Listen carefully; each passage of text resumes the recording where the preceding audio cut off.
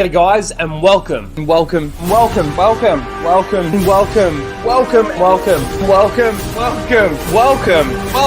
back to Casual Rage.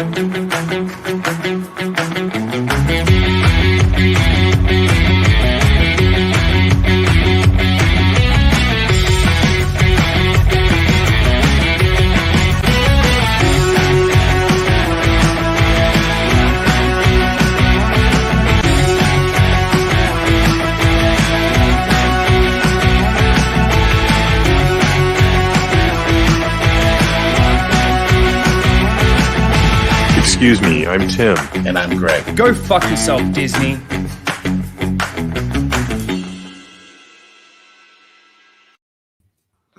Hello everyone and welcome to Casual Rage. Casual Rage 49, we're getting through them. Welcome. And there's a fair bit to talk about. I wake up this morning and there's a few trailers that have dropped for a few different things. We've got The Matrix. We've, of course, got a bit of a KOTOR discussion that I think will go on for a little while. We've got some What If. There was actually not a bad episode of What If a couple of weeks ago that I kind of fell off the wagon, and then I thought, oh, let me just go back and I'll watch one. And I ended up watching it and didn't mind it. It was kind of not too bad. And Mandalorian, Shang-Chi, fucking, it's all fucked. The narrative is fucked. And we're going to talk about it.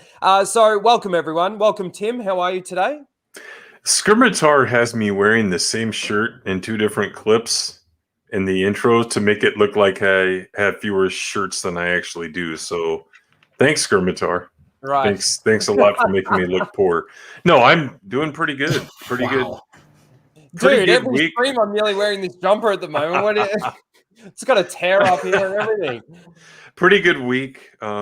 Pretty busy, but productive and rewarding. So yeah. Nice. And the Grand High Priest, how are you? Wow. Boom. Oh, he's gone. He eated himself. I didn't mean it. Come back. That's so funny. The Holy Order of the Jab is gone. Hopefully we know how his week's going now, right? Here he is. I didn't mean it, Greg. The Grand High Priest. How are you? Curse you. Curse be upon you from the High Priest. Curse you. How do you identify? How are you? I was, well, to be fair, I was already pissed off, so. Yeah, I'm having a shit week as far as like the news goes. Personally, I'm fine and everything, but man. But you care, right? So yeah. About a lot of things. Stig's just saying, sorry, I just want to point out, he's been unsubbed. Please check to make sure that you're still subscribed. Smash a like, all that good stuff. Well, I just unsubscribed, actually. Yeah. Yeah, look, we're going to talk about some of these things that's pissing Greg off, of course. He was having a bit of a rant and a ramble about Star Trek. It wasn't on the cards, but maybe we'll talk about it. We'll see. But yes, welcome everyone. Welcome everyone in the chat. We've got, of course, let's hit this straight away. Lethal Lightning for $2 says, you pre-ordered the KOTOR remake yet? No. Of course, you can't pre-order it yet, as far as I know. But we will talk about that, actually. Let's not get into it just yet. Let me say hello to everyone first. We've got Jock Nerdy. Also, Jock Nerdy sent me a $5 super chat last night while we were playing and said $5 for you as well. So thank you very much. He was sending $5 to everyone who was playing, which was very nice of him. We've got Timon in the chat. We've got Trey Courtney. We've got E. Clay Thomason. A lot of my members. Thank you all as well. Metalong and Patreon's members as well. Mr. Dragon, thank you. We got Blake. Yeah. Last night's stream was so funny. We were doing Arnie impersonations, and it was just the whole time. It was yeah. God. I think Prime David was getting sick of it in the end. We got Riff Magos in the chat. Yes, the narrative is really fucked. We've got GB Lukey, which is harder than just Jedi Lukey. But welcome and thank you for being here, everyone. Just scrolling through a little bit. Of course, we've got Stig in the chat. We've got Gundam in the chat. Alex is in the chat. And I think I'm all caught up with the people that I can see here. If you are lurking, again, thank you all. All right, let's get into the KOTOR stuff. Let's just get straight into it. I haven't seen the trailer yet. Have you guys seen the trailer at all? Yeah. You've seen it, Greg? All right, let's just quickly watch it. There is an article. I don't know, we might go into it, but let me just as far as trailers go, it's utterly useless and worthless. But one of those ones. One of those ones where it gives you absolutely nothing, eh? Let's see. Basically, title.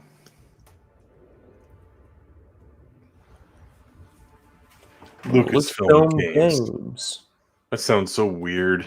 Yeah, Joseph. One-man show. Yeah, why not still call it LucasArts? Yeah. They promised power. Now they wield it. We face the greatest Sith in generations. They must be stopped. Is that it? Yep. You know, you literally could have made that like in your bedroom with that mask you have. Yeah. Mm-hmm. Oh man, I cannot wait to see all of the hypocrites drop their money on this.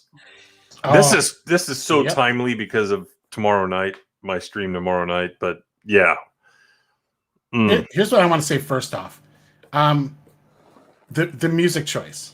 Granted, it's very familiar Star Wars music, but is that Star Wars music associated with which faction? Yeah, that's Skywalker music.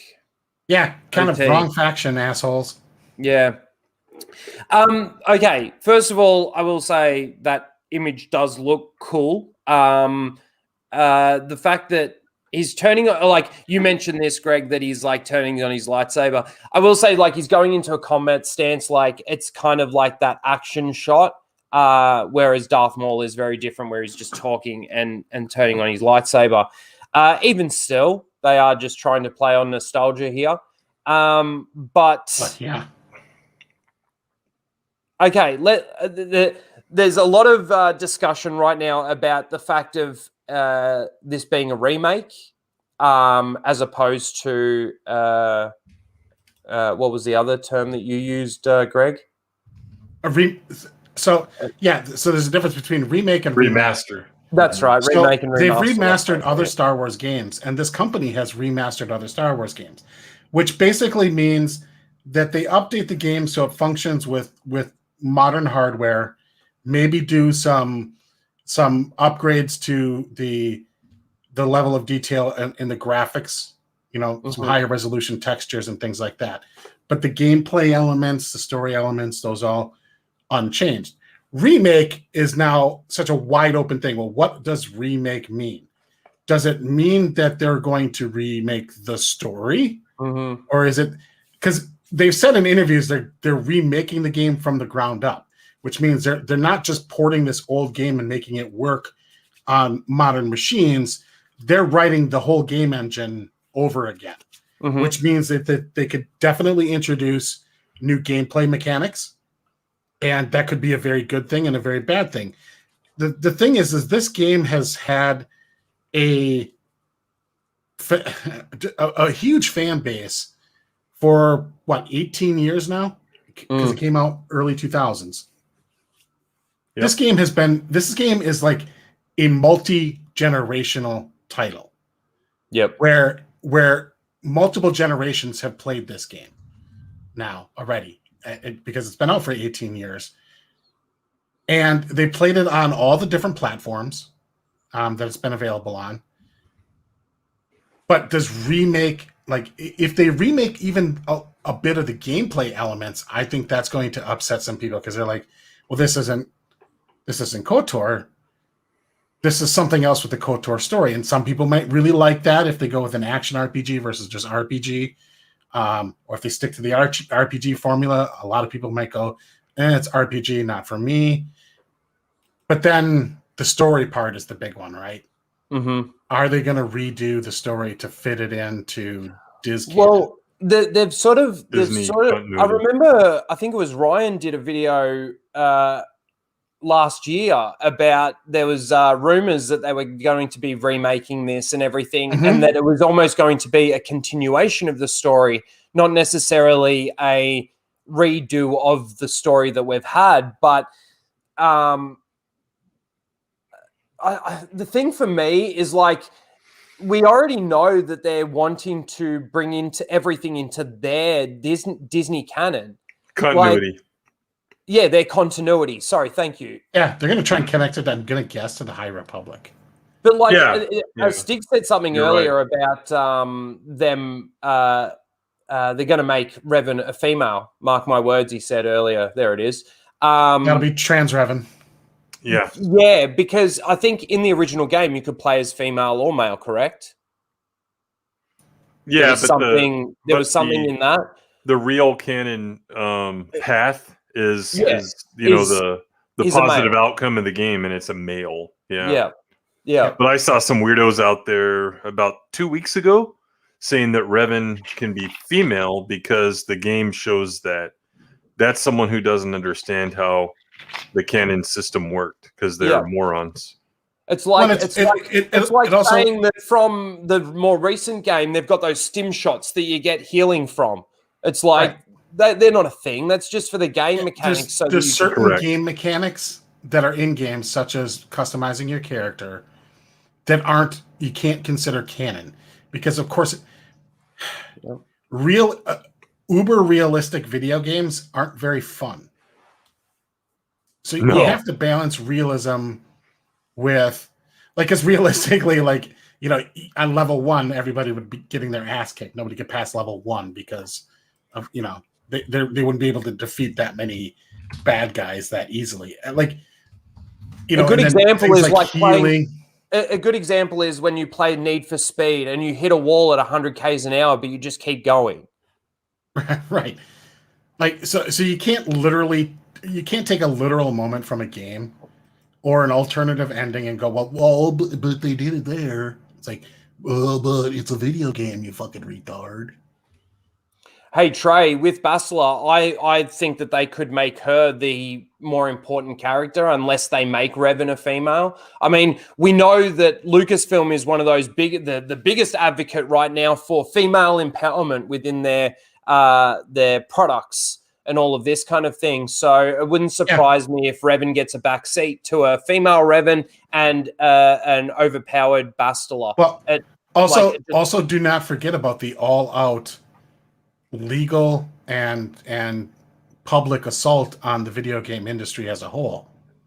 Now, obviously, Activision isn't making this one, but, like, if you think that Activision is the only one that they're going to go after, boy, I got a bridge to nowhere to sell you. Right. Yeah. You know what they need to do with this game? They need to. I got some oceanfront property in Kansas to sell you. They need to make it third person, a bit like that Assassin's Creed style game, or Ghost of Tsushima or something like that. Up the controls, the mechanics of the game and everything, make it a lot smoother and give the graphics a facelift. And that's all they need to do. But I don't see that that's what they're going to do. No, and the reason here's a funny reason why they're not just doing a remaster is because at least on the PC, there's mods that have essentially remastered the game already. Yep. So, and speaking of, there's one aspect about this that I really want to address, and that is licensed existing IPs that become platform exclusives. As a person who's been playing video games for a great many years. Since Moby Dick was a minnow. Since Moby Dick was a minnow, thank you. I find that practice detestable. Because here you have a game that is widely beloved, multi-platform, and has a history of being multi-platform since 2003 when it came out, right? And then to take that, and you're using its popularity as a selling point, but then, Rhino, do you have a PlayStation 5? No. Oh, well then fuck you if you like KOTOR. Yeah, that's literally fuck you if you want to play this game. Fuck you. We're not interested in your money. Thank you for your long support and your massive fandom of this game, but fuck you. We're going to take a paycheck from Sony. Fuck you. You're going to have to wait months or whatever to play this game. Supposedly, it's going to be released PC and PS5 same day, but I kind of doubt that PC will come out same day as PS5. And like, I know there's a bunch of console boys out there who are just like, well, Sony's the best console ever. Like, it has nothing to do with the quality of the console. It's literally the company paid money for the exclusive rights. Like, that's all it is they wrote a check. They could have the worst hardware platform to ever exist, and it wouldn't matter because they just shelled out the money. And I think if you're, and here's the extra problem. So like, if you bought an Xbox, what is it, the One S or whatever, or whatever the new one, yeah, right? If you bought that Xbox system, you want to play this game same day as everybody else, like, fuck you, shell out the $500. Oh, by the way, if you can find one, because there's such a supply problem. Me too. With hardware for all platforms at this point, Xbox, PlayStation, PC, especially video cards. Like, there's such a supply crunch, and it's projected to go well into 2022, if not further. And that's if Taiwan stays independent, by the way, as well. that to design this game for one exclusive console is a fuck you to the people who supported these games on the other platforms for all these years. It's a slap in the face, and it's a fuck you. Yep.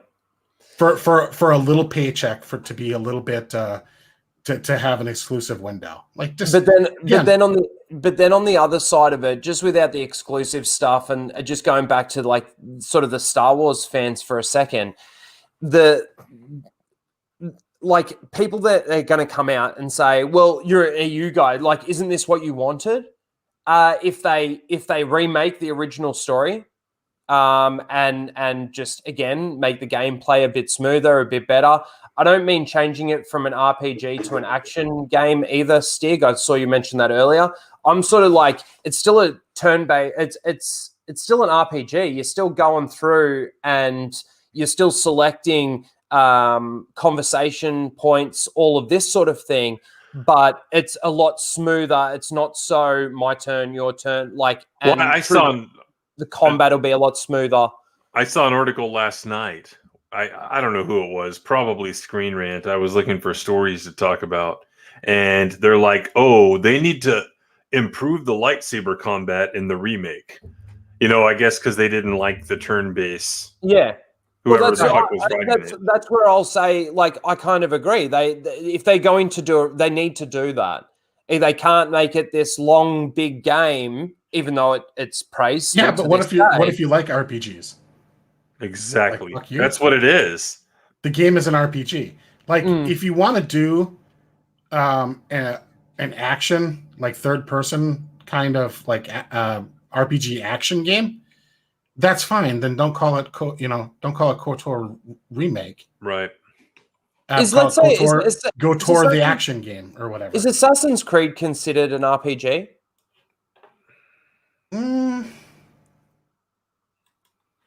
I would consider maybe an action role playing game. I don't know anything. Because again, the line is so blurred on what an RPG is basically. Like when I consider it when you really gotta like min max and focus on gear and character points and things like that. Well, what makes an RPG mainly is the turn based. It's just it's board. Here's the thing. I'm just saying they could do an Assassin's Creed style version of this game and it would work. Not all adventures are RPGs, but all RPGs are adventures, right? Would you really consider Legend of Zelda an RPG? We used to call it that back in the day, but it really wasn't. It was really an adventure game, right? That was action based because it wasn't a turn based. You're like going tap tap tap, But it was an adventure because you had a quest to complete and stuff like that. But I think that's how people started to loosely define an RPG when that's not really the definition of what an RPG is. Maybe I'm wrong. I'm just saying. It's more like action games. Just saying. Action games adopted some elements of an RPG, but they don't themselves. That doesn't make them RPG. I think a lot of people, when they talk about games, they just say it's an action role-playing game. Just as, not necessarily as like a clear-cut, definitive way to describe it. It's just the common vernacular for describing that style game. Yeah, correct. That's funny. I'm trying to find this fucking art that's official Star Wars art that shows Kyle Katarn's back with all this gear on it, and it was kind of like a joke piece of art. Like, this is how he carries all this stuff, when you can switch weapons and equipment. I cannot find the shit on any search engine. Right. And that's kind of funny. It's meant to make a point. Yeah, and the point being is, like, just because it's in a video game, it's an element in a video game. So, like, if Han Solo could just, like reach behind him and conjure up, like, 8 different weapons, because he could do that in one of the Battlefront games or whatever, like, does that make it canon then that he has that power? That he can just pull out of thin air all this gear? Well, of course not. But that's an element of gameplay. Or like that you can physically carry all these items. I mean, it's just stupid. But for the fun element, like, nobody wants to play a game where you have to travel back to your, like, safe house or save point or your stash to, like, switch a weapon.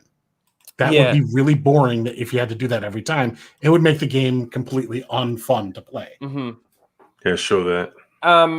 Christopher, like everything. The problem is that when they originally wanted creative freedom, sorry, Tim, I'll get to it just a sec. Yeah. When they originally wanted creative freedom, they wanted to get rid of all of this and they wanted to stay away from these eras of Star Wars that were already fleshed out and created so that they could create their own things like the High Republic. And you're absolutely right. They make a High Republic game. I don't even know what the game would be about. Saving the universe from hyperspace rocks that speed up and slow down depending on where they fucking are and shit. Like, I don't know what they would do. So yes, they sit there and go, oh, Revan, it's the biggest character that they've got that's not from the movies or anything like that. That they haven't milked yet. Yeah, that's right. Let's remake that. It's when this game comes out for PC, I want somebody to, like, gift me a copy and I'll mod it so you play as Geode instead of Revan.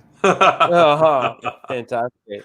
What is See how they have all that shit on his back, like thermal detonators and a E11 and all that shit.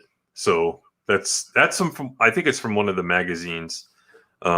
thought that was pretty funny when they did that back in the day. I mean, like, if you really think about like a lot of the elements in a video game that make it fun, they are silly. Sure.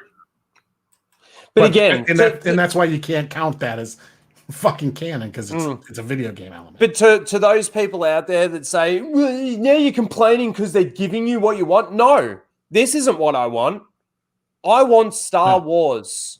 They're going to turn this EU character, nostalgia bait, here's your keys, into somehow, some way a cuck. And until they give me any proof that they're not going to do that, they're innocent until proven guilty. They've done enough damage for me to sit there and go, no, you're going to do it wrong. I already know you're going to do it wrong. Sorry? You mean they're guilty until proven innocent? What did I say? Innocent until proven guilty. Yeah, you said Sorry, the right I actually said it the wrong way around. Given their track record, yeah, everybody should have very significant reservations. Now, they could literally mean remake, meaning just, hey, we're redoing the game engine and we're going to change some of the gameplay mechanics to make it a more modern interface or whatever. And we're going to leave the whole story and the entire script alone. I mean, it's possible that that's what they mean by remake. Kind of doubt it, though. I don't think they, like, the video game industry, not just Star Wars, but the video game industry as a whole is going woke fast. Well, Lincoln, you're going to miss it. Some of the moderates, like the guys at theexpandeduniverse.com, who I write articles for, I don't dislike those guys, but they are definitely moderate. They will tell you, hey, look at the Old Republic that's still releasing stuff, and they have been good with it, so they still have a certain level of trust in Disney. But what they don't understand is, and this is what I'm talking about tomorrow night, is this right here. If they do a shot-for-shot remake and they change nothing, it's funding more of the shit. It's funding more of the Rey merchandise. It, whatever they want to make. This new trilogy, the rumor came out a few days ago about. That's what we're doing. Even if it's a shot-for-shot remake, you're giving money to the company that's going to use it to make more shit, because they're going to keep shoving it down our throats until the new generation accepts it, and then we forget about the old. So I'm an accelerationist at this point. I want it destroyed quicker, so that from the ground up. The funny thing is when they destroyed this character here, Revan, they're not just destroying Revan, they're destroying Malik. They're destroying the Sith Bastila. They're destroying the Sith Emperor. They're destroying his story for the sake of bringing out their own story and trying to fit it in with their continuity. Somehow along the line, they're going to make this link to the High Republic, so that when people get to the end of this game, it's like, oh, we're about to go into the High Republic era now. Like, they're going to find a way to do it. It's just that's how I see it. And again, until I see them turn the corner, which I'm never going to see. I got no faith. Why would I? Yeah. How many? Have you played the game, Tim?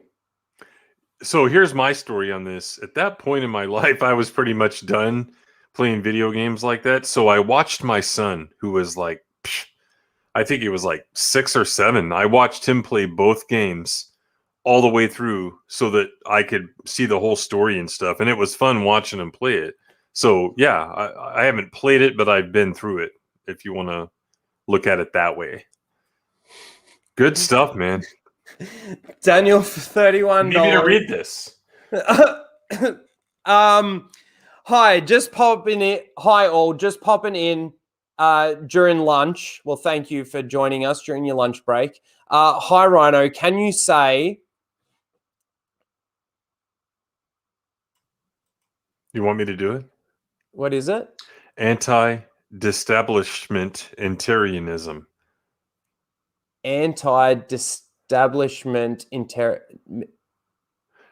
Yeah. Oh, whatever. Disestablishmentarianism. Yeah. Yes, disestablishmentarianism. There you go. Yep. Close enough. How many syllables is that? Hashtag fuck Gladys. Hashtag fuck Victoria. Hashtag fuck New South Wales. Hashtag Pineapple Gang. And I'll add one. Hashtag fuck Australia. Like, seriously. Fuck Bactoria too. Thank you, Daniel. You're always throwing challenges out there for me to read because I'm retarded. So thank you. Let's see. Is there anything more that you want to say about this, Greg? No, other than like wait and see. It really depends on what remake is, but I would say the odds are 95-5 that it's not going to be faithful to the original story. Yeah. Even if it is, they're not getting a dime of my money. So yeah, I'm not buying it. No. Mm-mm. It's just so disappointing because to think like, okay, so imagine if Star Wars was going in the right direction. Sequel trilogy was good. They'd done a couple of series for their, for Disney Plus, and they were good and held strong to the lore and the canon. And then they announced that they were redoing this. Like, the hype would be fucking huge, wouldn't it? I would still have some one other reservation just really quickly is that they're saying PS5 and not mentioning PS4. It looks like it's not going to be available on the older consoles, and I have to wonder is like what elements of the original KOTOR game really requires that high-end hardware. Like you could update the graphics and everything quite substantially. This should not be a game that requires intensive resources. Especially if it maintains the RPG element. Like, I don't see why you would need to have PS5 level hardware in order to run it, which really has me concerned. Well, why is it just a PS exclusive too, though? Like, I don't get that. It's a timed exclusive, meaning at some point later, it will be available for potentially for Xbox consoles and things like that. And if they're making it for Switch. PC, porting between PC and Xbox games, both Microsoft generally, much easier. So, like, if they make it for PC, I would imagine that the amount of work required to port it to Xbox is not going to be substantial or expensive. Mm-hmm. And I can't believe that because I mean, PS5 is winning the console war currently, but you're talking about leaving millions of Xbox console users like out of the market for your video game. That doesn't seem very wise to me. Yeah, especially when you're going to be able to collect $60 for a game whose story is 20 years old probably by the time it comes out. Mm-hmm. Let me hit these. Sorry. Riff Magos for $5 says, fuck Gestapo Gladys and what's that? Draconian? Dan. Yes, fuck them both.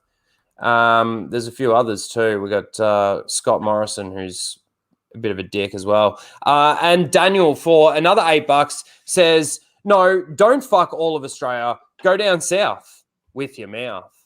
Okay. Thank you guys. Thank you for those super chats. Yes, thank you. Thank you very much. Bounding over. Fuck off! Disney! You fucking cunt! I got an echo on that. That was cool. What's that? I got an echo on that. That was cool. Oh, all right.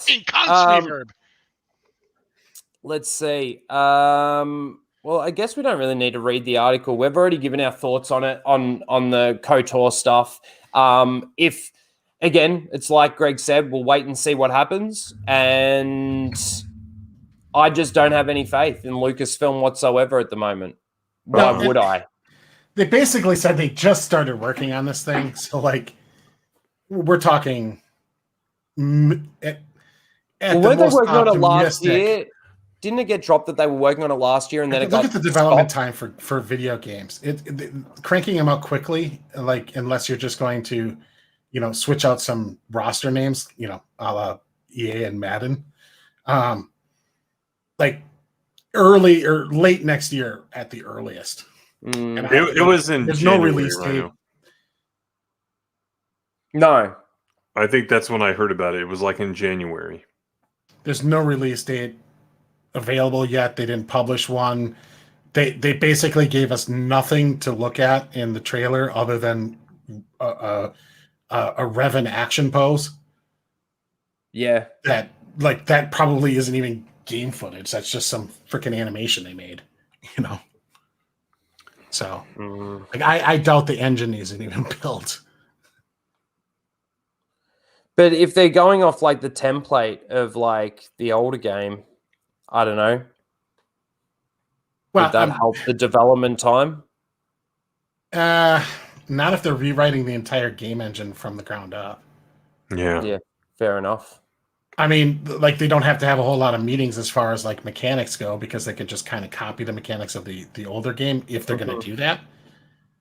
But like from a programming standpoint and developing the video game, like, yeah, it's going to take some time.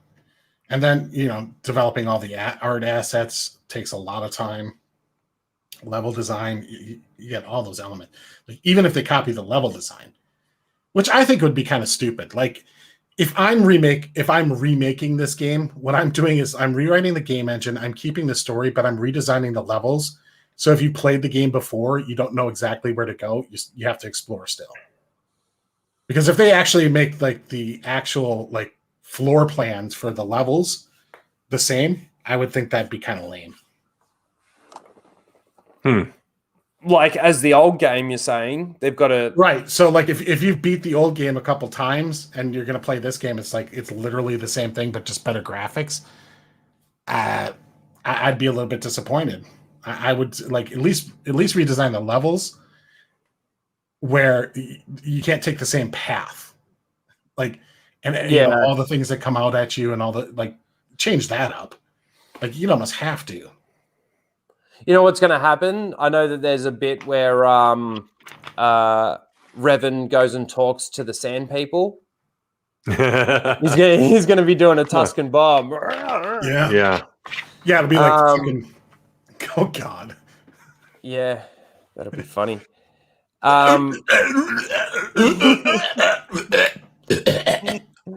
Almost sounds like Arnie doing a Tuscan impersonation. One level he will use the sign language, and then the next level he'll do the stupid voice because there's no consistency. He'll be able to speak it, and there won't be any subtitles either. You'll just be watching for 10 minutes. Grunt for 10 minutes in a cutscene. You won't have any idea what's going on other than they're talking something. Just like in the holiday special with the Wookiee scene, like nothing but like Wookiee speak with no subtitles for so long. How dumb. Right, yeah. Who made that decision? I still can't get through that fucking thing. It's bad, man. Okay. Just switching gears slightly. We're still on Star Wars. The reason why I'm actually bringing this up is basically to make a point. It's not really to even watch the trailer. This is a Lego Star Wars Terrifying Tales. Now, I know that the Lego stuff that they do, you can't really say that it's canon because it's so that some of it can be so far like ridiculous. It's just ridiculous. But the point that I want to make is we're constantly being told at the moment that, John and Dave are going to be fixing Star Wars by either decanonizing the sequel trilogy or using the World Between Worlds or any of those sorts of things, right? That they're not going to tie they're not going to tie anything more into it or whatever.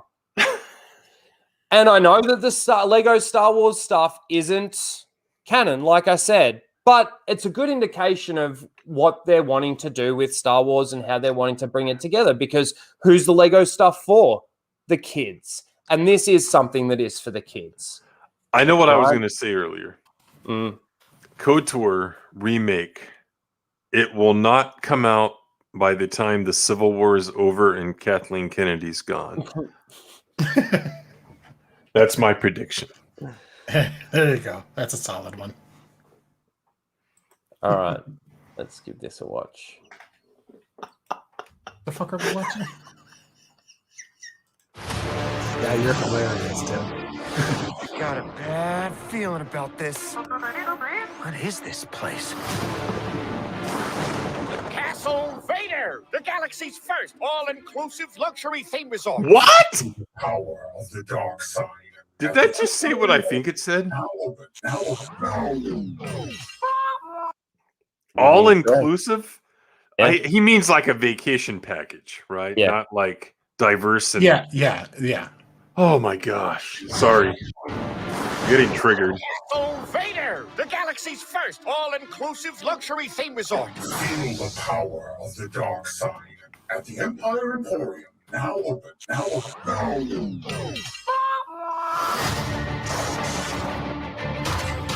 Within these walls lies tales almost too terrifying to tell. Would you like to hear them?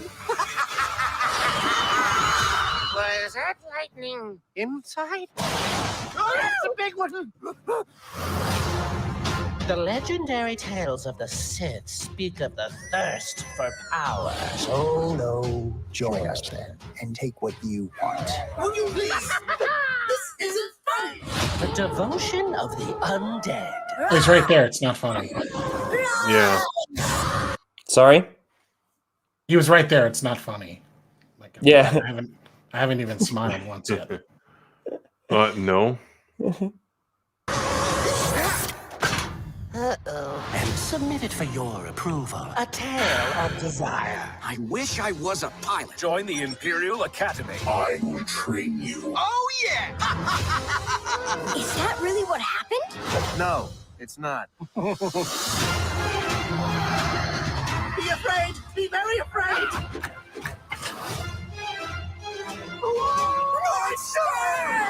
So, what do you think? A little on the nose is what I think. Everyone gets scared, kid. Without fear, you can't have courage.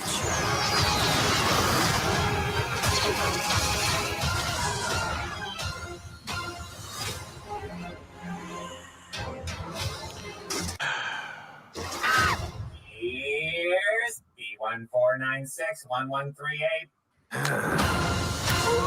Yeah. Again, I wasn't really wanting to watch the trailer for the sake of watching the trailer. I'm not going to watch it. And yes, Trey, you're absolutely right. It's cringe. But again, the whole thing is just bringing the universes, I can't believe I'm actually saying that, together. You've got moments with Kylo Ren and all of that sort of thing. And it's just their universe now. It's their continuity. They're owning it, which good on them for owning it. But I can't believe for a second that they're going to be retconning anything based on what I'm seeing moving forward. Just can't see it. Thoughts? I think this trailer and this movie exemplifies what they think of Star Wars and the level of seriousness that they apply to it. Mm-hmm. What was the one we watched a few months ago where they're like doing a trench run and stuff? Was that a different holiday? That was a different Lego something or other. Yeah, I know it was Lego. I just couldn't remember which event it was. Might have been Christmas. Yeah, it might have been the Christmas special one actually.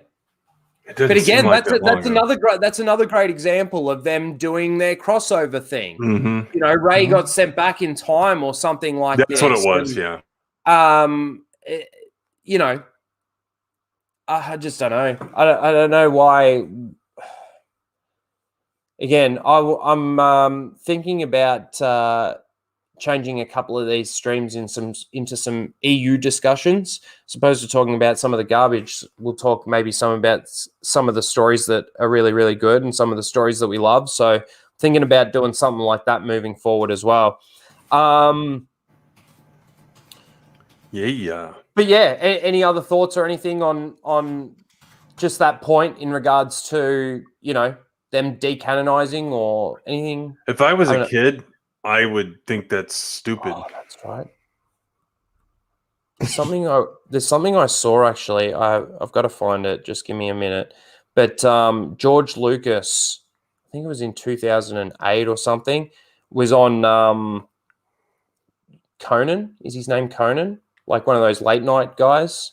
Yeah. And this was just before they were about to release the Clone Wars animated stuff. G'day, Biggles. I see you there. And Cecil's love child. That's funny. Okay.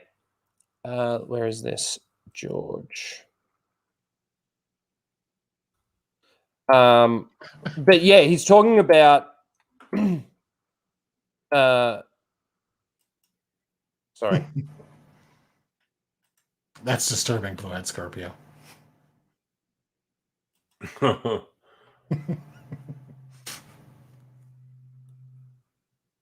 He's talking about who this is for. Sorry, I really didn't talk much there. He's talking about who like he's making this animated show for.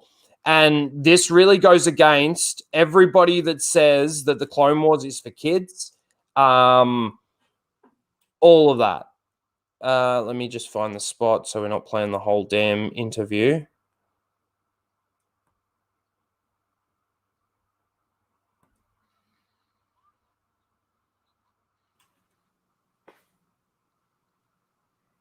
Here we go.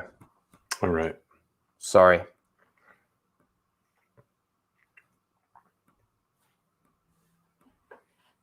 Okay. Check this out.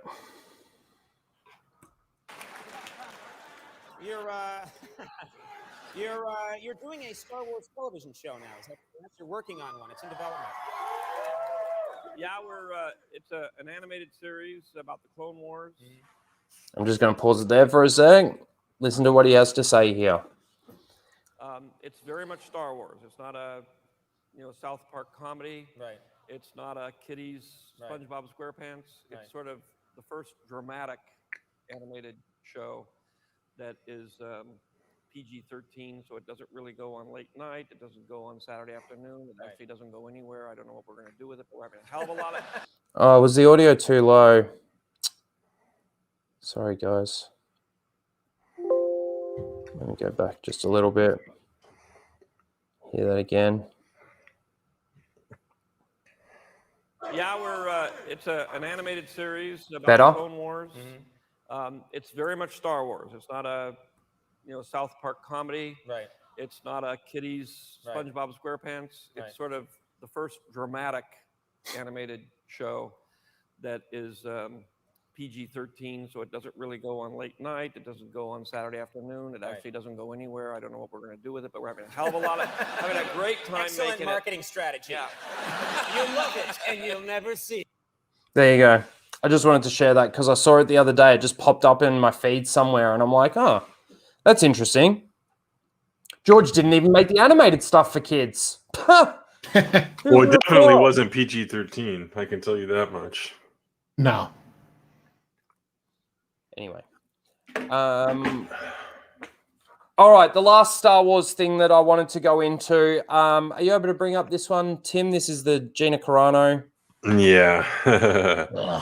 And what's interesting on this one, I broke this on Twitter, and then it was 2 days later, and then all the usual channels came out with their videos. But yeah, I saw this on one of the crap sites, and I tweeted it out, and no one really talked about it for a couple of days, and then finally it started making the rounds. But you want me to share the screen? Yeah, too? I just wanted to go through a little bit of this. Right. Again, I just want to give my point on the fact that Gina Carano, she's a cool chick as an individual. But I think her character in The Mandalorian, she acted it perfectly fine, I think. But the writing, the direction of the character is absolutely garbage, especially the change from season 1 to season 2. It's a completely different character. Anyway, go for it, Tim. Yep. So we'll just read this and we can figure out what was said and who said it. The Mandalorian actress Emily Swallow discusses Disney's firing of Gina Carano by John F. Trent. The Mandalorian actress Emily Swallow, who plays the armorer in Shut up, Beaver. in 3 episodes of season 1 of The Mandalorian, and she was only in that first season. I often forget that. Recently discussed Disney's firing of Gina Carano, and here you have her, and then Gina, and then Ming Na Wen, who is almost 60 years old, I believe. That's Is pretty she really? Yeah. Someone look that up in the chat, Wow. please. I think she's like 59 or something like I'm that. gonna look that up. Them legs. Disney fired Gina Carano via a press statement from a spokesman back in February. The statement read, Gina Carano is not currently employed by Lucasfilm, and there are no plans for her to be in the future. That's almost threatening. There are no plans for you to be. Not to be hired, but to be. You shall not exist. Nevertheless, her social media posts denigrating people based on their, and this is still Disney being quoted, based on their cultural and religious identities are abhorrent and unacceptable. What now? She's 57. Yeah, I told you. Unbelievable. Pretty close. Yeah. Wow, there you go. Guys in that region of the world, get you one from there. That includes you, Rhino. The firing came shortly after Carano shared a post from Warrior Priest Gym podcast, all one word, warning about the dangers of hating your neighbor, to her Instagram stories. The post read, Jews were beaten in the streets, not by Yahtzee soldiers, but by their neighbors, even by children. It then included a quote, because history is edited, most people today don't realize that to get to the point where Yahtzee soldiers can easily round up thousands of Jews, the government first made their own neighbors hate them simply for being Jews. How is that any different from hating someone for their political views? Finally, it included an image of children with blunt weapons chasing down a woman in undress. There it is. Mm-hmm. And let's see if he gets to the point that that Ryan and others made at the time. Disney CEO Bob Chapek would address the firing when he was questioned about it at the shareholders meeting. That was the hilarious question where the guy that asked the question, the investor, he was like, this is the way, and you could totally tell that Chapek had no idea of the reference, probably never even seen the show. David from Alexandria, here it is, Virginia asked, it's clear that there is a new blacklist punishing conservatives in the entertainment industry. Disney Plus actors Pedro Pascal and Gina Carano tweeted similar analogies of current political events to Nazi Germany. Yet, only Carano, who was considered a conservative, was fired from The Mandalorian. Regarding Disney and a blacklist, this is the way? Chapek responded, I don't really see Disney as characterizing itself as leaning left or as left-leaning or right-leaning. And then a year later, almost, that training comes out. No, it's just a few months later. That training comes out. It's like, come on, are you freaking kidding me? Yet instead, standing for values that are universal, values of respect, values of decency, values of integrity, and values of inclusion. Include Chinese Uyghurs in your production. That's very inclusive, Bob. He continued, and we seek to have not only how we operate, but the content that we make reflective of the rich diversity of the world we live. And I think that's a world we should all live in. We all should live in harmony and peace. Wow, that's like like the biggest bullshit platitude I think I've ever heard in my life. I Yeah, mean, but that's like, just a fancy way of saying this is a way that we're going to show you on the screen. No pun like, so intended, you're going to be able to see yourself on screen, like the diverse, rich. We're bringing all of that to the screen. standing for values, that doesn't even mean anything. There's no such thing as values, right? I have values. I hate when people say that no matter what side of the aisle they're on. It's like there are certain types of values. But guys like this think that there are values, and he is the one that sets them. Well, and to go back to like, I don't see it as a left or right. The issue is because typically the left redefines itself as centrist, and then everything else is right wing. So they don't see themselves as left wing; they actually see themselves as centrist. Yes, so right. It's just kind of like a labeling issue.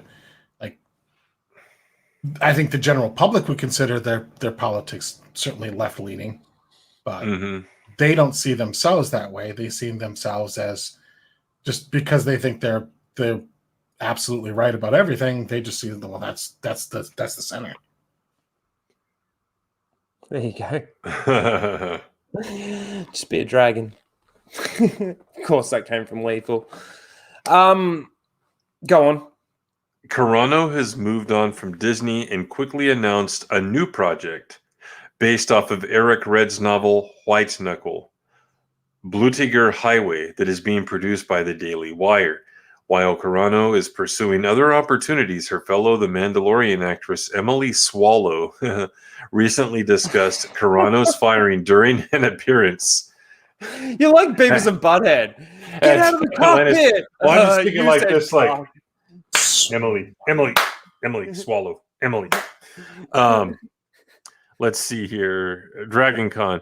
As reported, speaking of dragons, as reported by The Direct, Swallow had high praise for Carano, saying, "All I can say is that Gina, and working with her personally, what impressed me about her from the beginning is that she is so interested in other people's opinions and is so welcoming of other people's opinions. She wants to have a genuine dialogue. She's just like that in her day-to-day life. Comes across on set, I just said she comes across that way, even through Twitter and everything. Like, I don't know her personally, but that's a very good description of her from even what I can see. Yeah. On set, she's more curious about other people. She's very giving. She's very gracious. Yeah, and I think that comes across, because I don't care what side of the aisle you're on, and there's no such thing as being middle of the aisle. I don't care what anyone says. It doesn't matter what side you're on. You always know those people that only believe in their way, and they can't even get along with someone that doesn't believe in their way. I think it's mainly on this side, not so much on this side, but they exist on both sides. But you could just kind of tell, if I'm working with her, she's going to say what's on her mind, or at least on social media. But the mistake she made is that she expected to be granted the same courtesy, and it just doesn't work that way in that cesspool of Hollywood. Julian says, is that a real name or a stage name? Well, if it's her stage name, she picked a really fucking shitty stage name. Well, unless it's porn, Yeah. Emily Spitz. Maybe that's her real name, and she decided to change it to Swallows. Maybe. Never know. Gargles? Emily Gargles? I don't know. Well, I mean, the thing that I would say to this is, where were you when it first happened? Yeah. Like, why does it take this long for somebody to come out and defend her like this? Like, that just doesn't add up to me. If you saw the injustice happening when it was happening, why didn't you say something then? Were you too afraid? I mean, now that you didn't even get an appearance in Mandalorian season 2 because they just love dropping fucking things that they build up, is that why you're now coming out? Because you don't have a contract with Disney anymore either? Right. Exactly. Like, And then the only reason why I can see then she'd be doing this is to try and make herself relevant within the news. Yeah. Like, why bring this up now? Why? She just wants one of those sweet Daily Wire gigs. Yeah. Maybe she does. Maybe she's right-leaning as well, like Gina is. Or you would assume Gina is. She can be in another one of those hard-boiled detective book adaptations. But again, to be honest with you, this is a character that I didn't even think about in my things that they've actually completely dropped. Season 1 to season 2. She died, right? No. She beat troopers. Oh yeah, that's right. Well, she absolutely survived. And that's it. That's all you see of her. Right. She beats them up. She's melting down all the Beskar. And she tells him to like go find Mandalorians or something. Yeah. Okay. The child is a foundling. You now need to take it to its people, but to get it to find its people, you need to find Mandalorians. No, she says he needs to find a Jedi.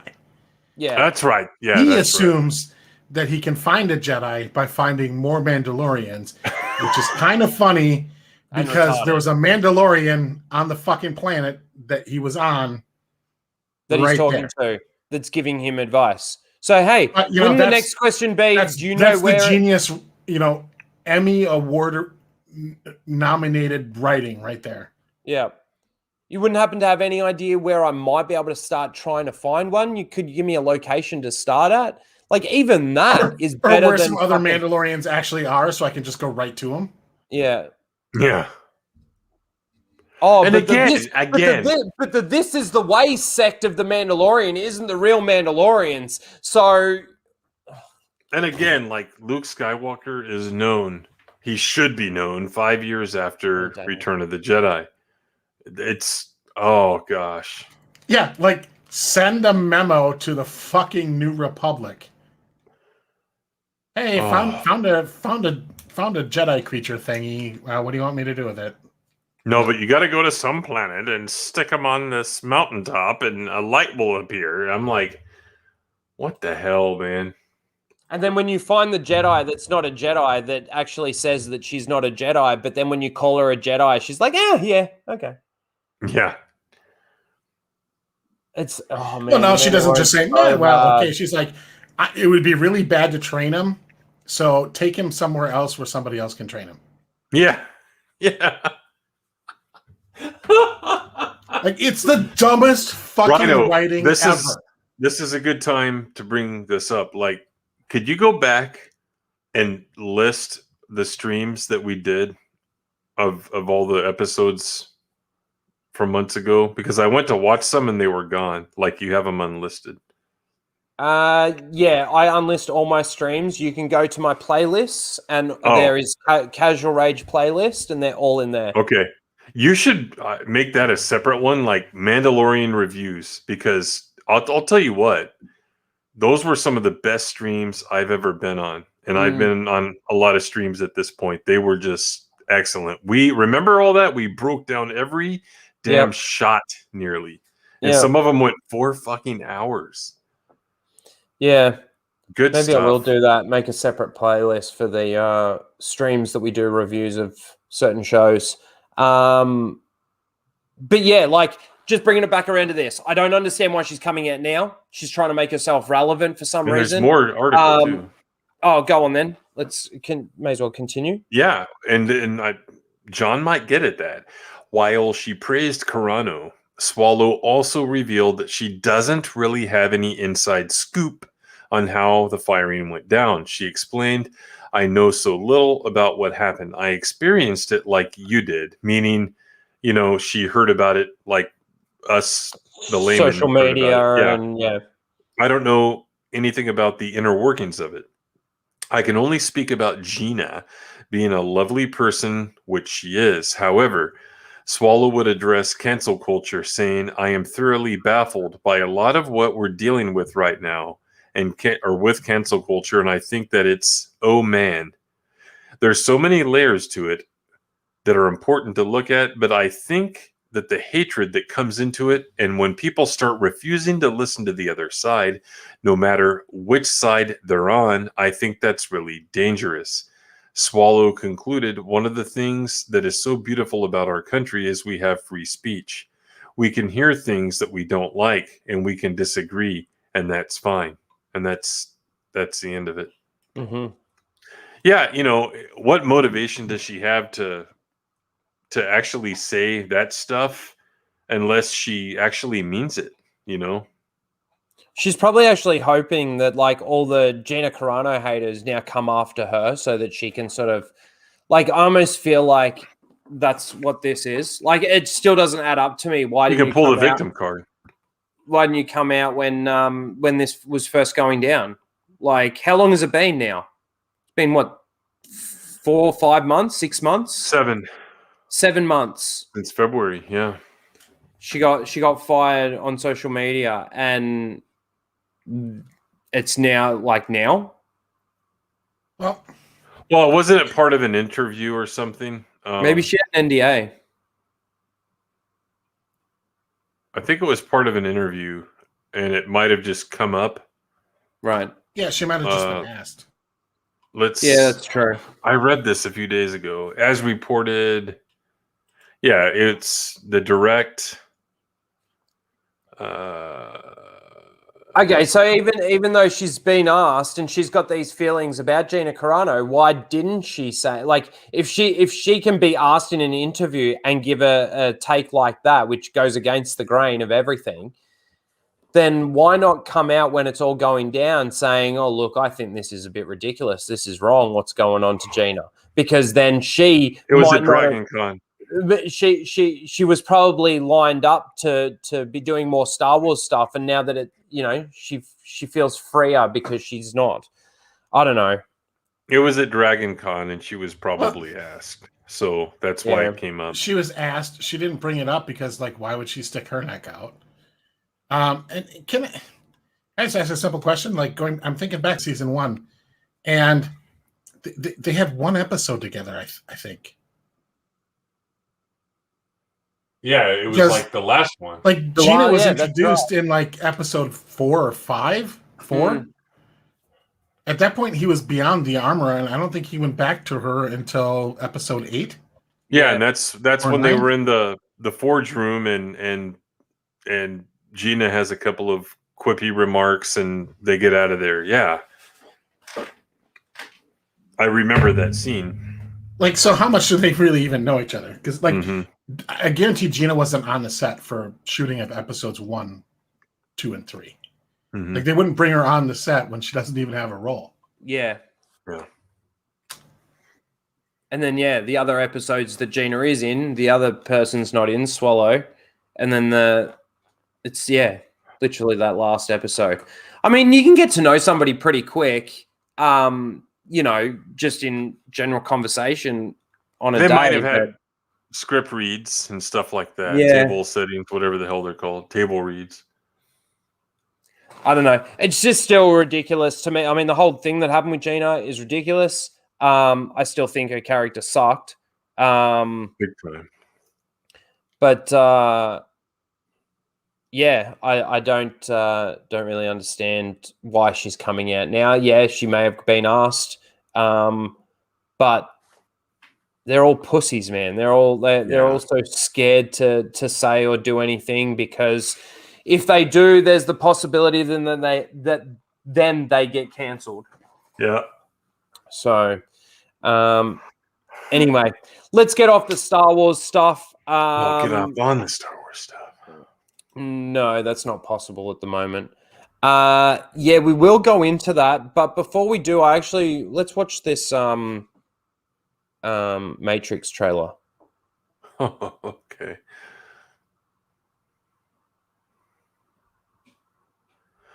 No, Jock Nerdy, it's Gold Helmet Guy rumors.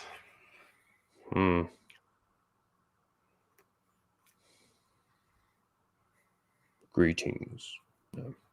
All right, ready? Copyright claim inbound. Thomas, You seem particularly triggered right now. Can you tell me what happened? Is that Doogie Howser? Like just dreams.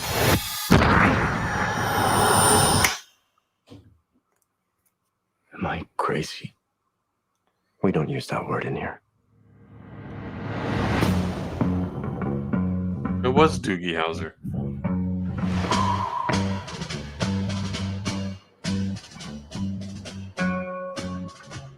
Hi.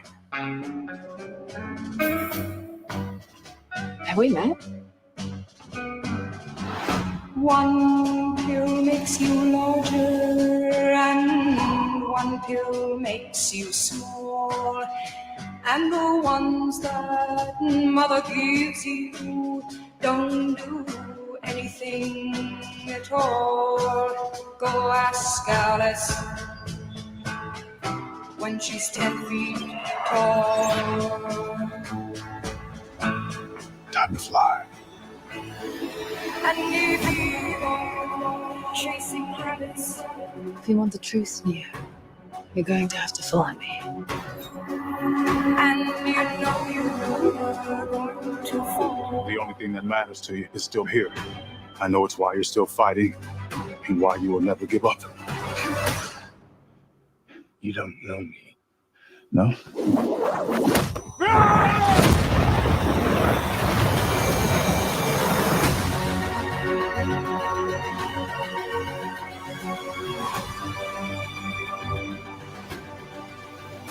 When logic and proportion have fallen, so be dead.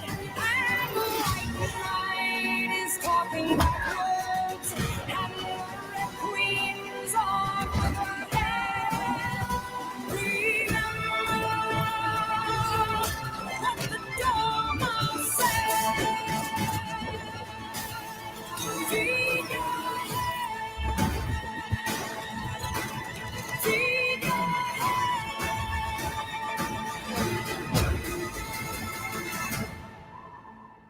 After all these years, to be going back to where it all started. Back to the Matrix.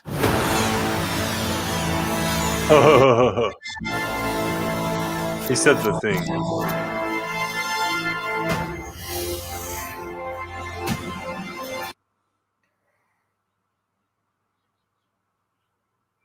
Wow. I didn't really feel anything. They definitely obviously threw the nostalgia stuff in there. I mean, did he have to look like John Wick? That's what people in the chat were saying. Is it? Like Yeah. like they could have given him a haircut or something, like at least look like Neo. I don't even know how to feel about that. Like, I don't know what that's supposed to be. Like, I thought Neo saved everyone in the very end. Well, and now we're going at the back very there in end, the Matrix. Go on. It was a piece between the two. Like the Matrix was going to continue. Yeah. At the end of the last one. Here's the thing. He's looking old. You know what makes your movie not seem at all like The Matrix? When you pick the dumbest fucking song, most boring, unhypable, lame fucking song to overlay your trailer. Yeah. That really doesn't help people get back into the feel of The Matrix, right? At all. And the other thing I can say is that, you know, really looking in depth at this trailer, the dudes that made this movie are clearly making an allegory to trans lives, and it's not meant for me, so I'm not going to see it. Mm-hmm.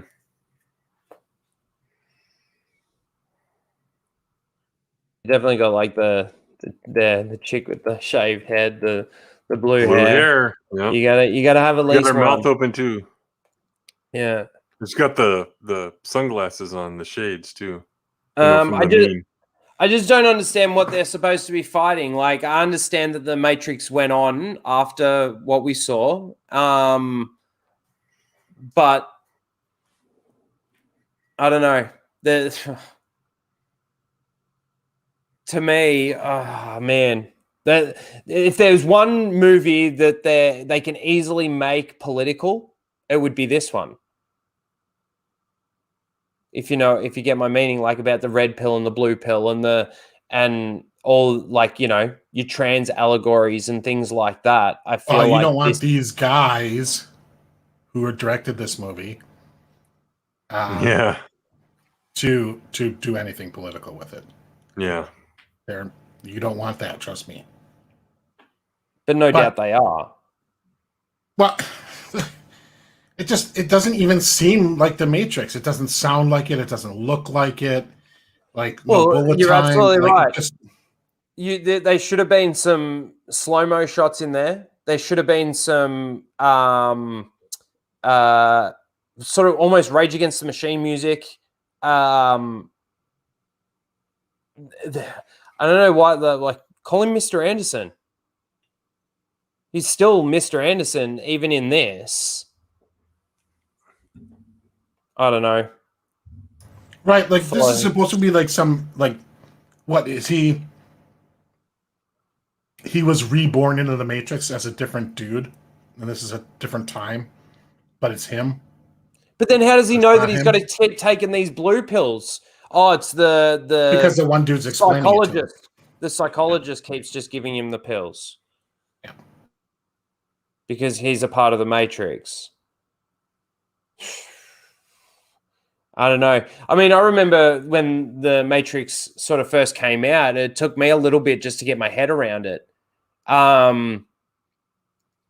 But like, this is just confusing. It was boring. The trailer was utterly boring. And was that supposed to be Morpheus? That he was like fighting there? In that, it's supposed to be like new Morpheus or whatever, because old Morpheus would be like, they can't make him reborn for some reason. And here's the thing, right? So Keanu Reeves and Lawrence Fishburne can team up in John Wick, but they can't. Like, you couldn't hire Lawrence Fishburne to do this movie. Like, dumbasses. Yeah, man. Even if you wanted to de-age him a little bit, you wouldn't even have to go that far. No, like, he's got a shaved head, so he's not going to have any gray hairs. Yeah. I don't know. What if I told you that you can't afford me for this piece of shit movie? Were you a Matrix fan, Tim? Did you watch the Matrix? I saw the first movie. Mm-hmm. Really didn't like the theme of it. I just think it's postmodernist garbage, but the storytelling, I thought it was an interesting concept. And here's what I felt at the very end of the first movie. Wake Up from Rage Against the Machine starts and he puts the sunglasses on. The first thing I thought of is, when does first season of a TV show happen? And you could have all kinds of adventures, right? In every episode. I just felt like it wasn't a movie trilogy. It was more set up to have like a TV show with ongoing. And I think they had an animated series, but you're not going to get Keanu Reeves to do a TV series, right? Mm-hmm. So I almost felt like leave it where it is after the first one and just leave it open. That's how the movie ends. And the implication is that, he has a series of adventures to get them back to the real world and stuff. But the second one was a mess, right? Didn't even see the third one, which I heard was a mess also. Kind of like a Rise of Skywalker, sort of, is what I heard. They just try to tie everything together and it failed. Yeah. Yeah. It was a little bit of a mess in the end, I feel. They lost what the first one sort of had by the last one. But again, it just makes me wonder, like, where this story is going and what this is supposed to be about. Like, what is the end result of this movie? Basically, is my, like, what is Neo trying to achieve throughout this movie? What is he trying to, Like, is he trying to free everyone from the Matrix still? Like, I don't know. And I don't know. I suppose they might have released some things about it, some information. I don't know if they have or not, but Now, I have an exclusive on the end scene through my sources. Oh, yeah. And pay attention, people. Mark my words. This is going to happen. At the end of this movie, Daisy Ridley is going to be on camera by herself. And they're going to ask, and it's going to be Mr. Anderson, and she's going to be ready to fight. Mr. Anderson asks her, "Who are you?" And she's going to go, Ray Anderson. And it'll lead off into the next movie. She'll get asked, "Who are you?" And she'll just say, "Mr. Anderson." Yeah, she'll just claim everything. Yeah. This is now me personally. Like, I liked the second. Well, so did I. I didn't hate the second one. I didn't think it was nearly as good as the first one. But I didn't hate necessarily where they're going with the second one. It's like, okay, this is interesting, and like we'll see where this goes.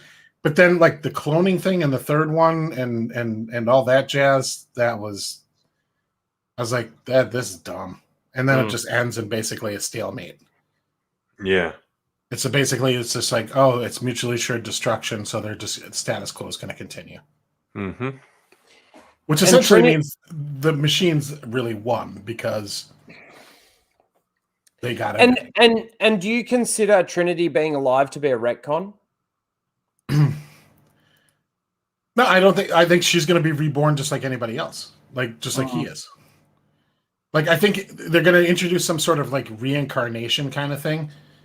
Like, oh, the math formula that runs the Matrix and everything, the laws of probability, roll the dice this many times, and you're going to get a doppelganger, a new version. It's gonna be some sort of, or they'll say it's like some computer echo or something like that. Of her personality or whatever, and same with Neo's. So for the same methodology that he exists, she will also exist.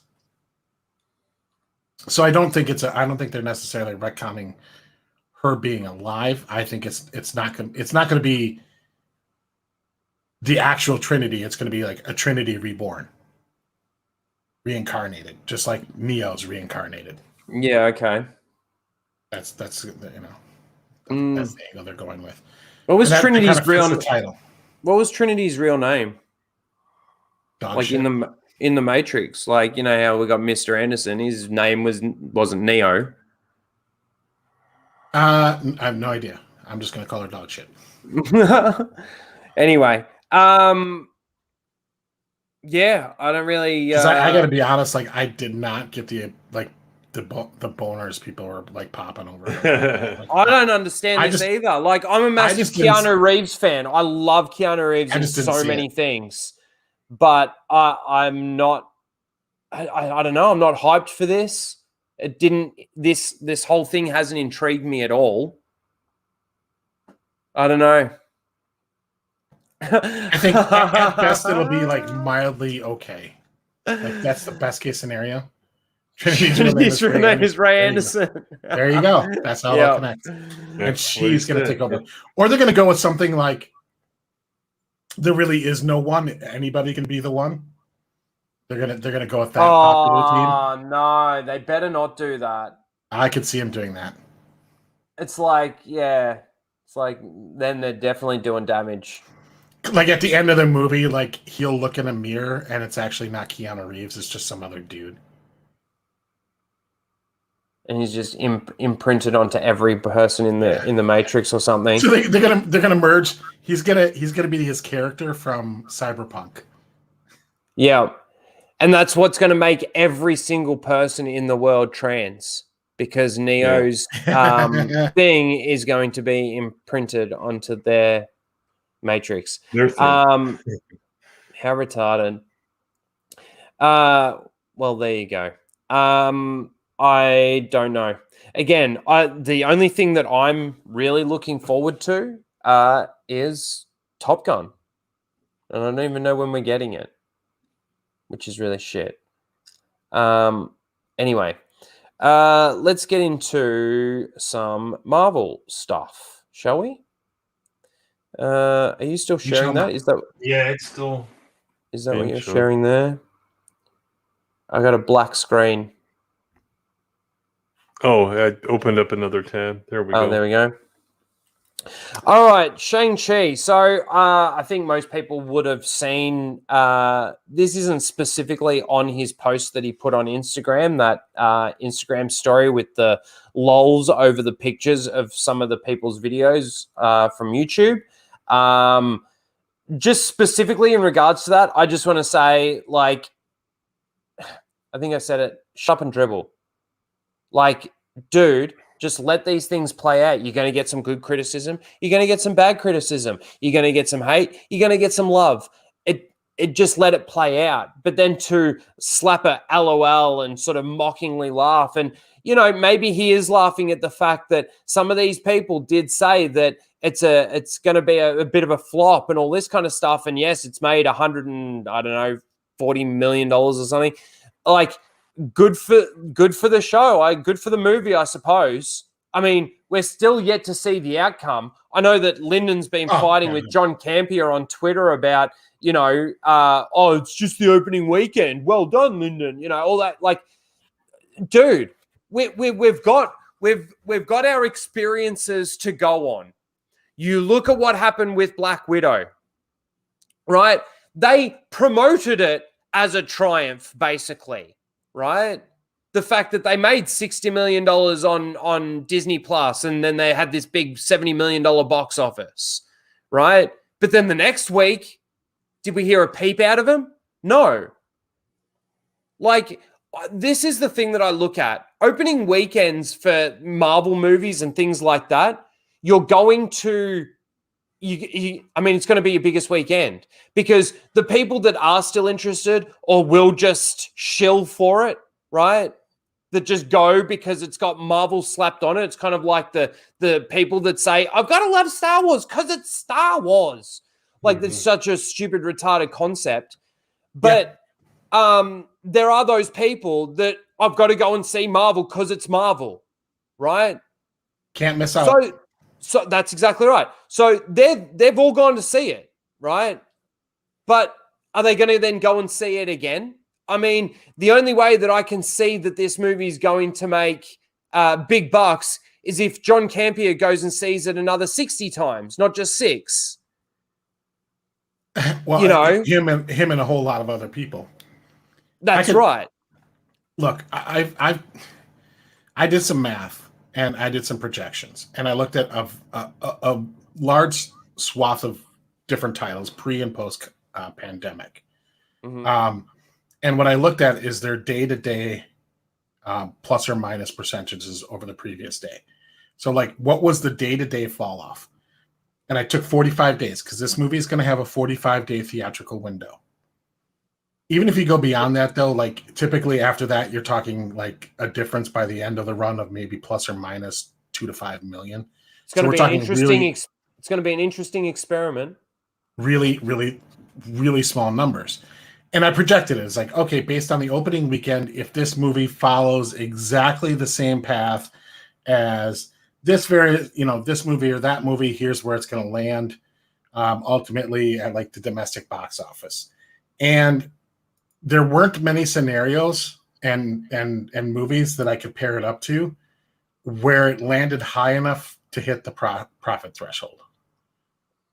Oh, yeah.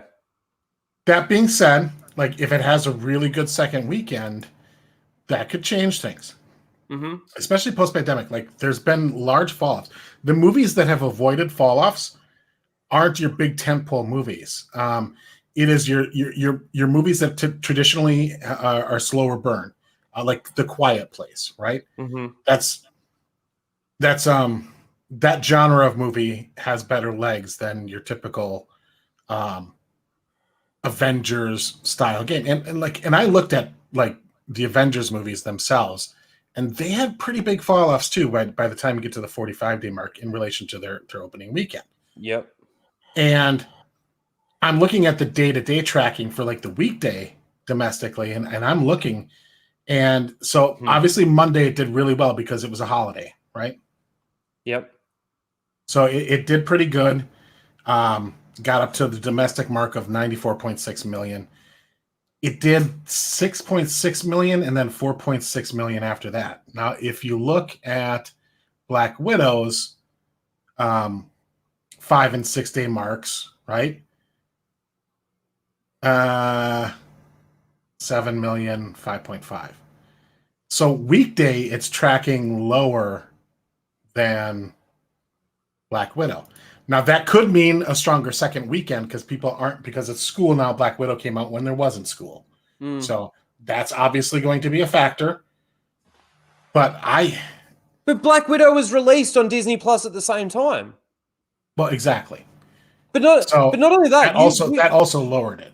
But you put the numbers of Shang-Chi up against the numbers of Iron Man 1. Now, you account for inflation, and I hate these fucktards out there that say, no, you're not supposed to account for inflation. It's a staple in time, and that's where it was, and that's how much it made. You fucking idiot. Right? If you're going to compare two titles, stupid.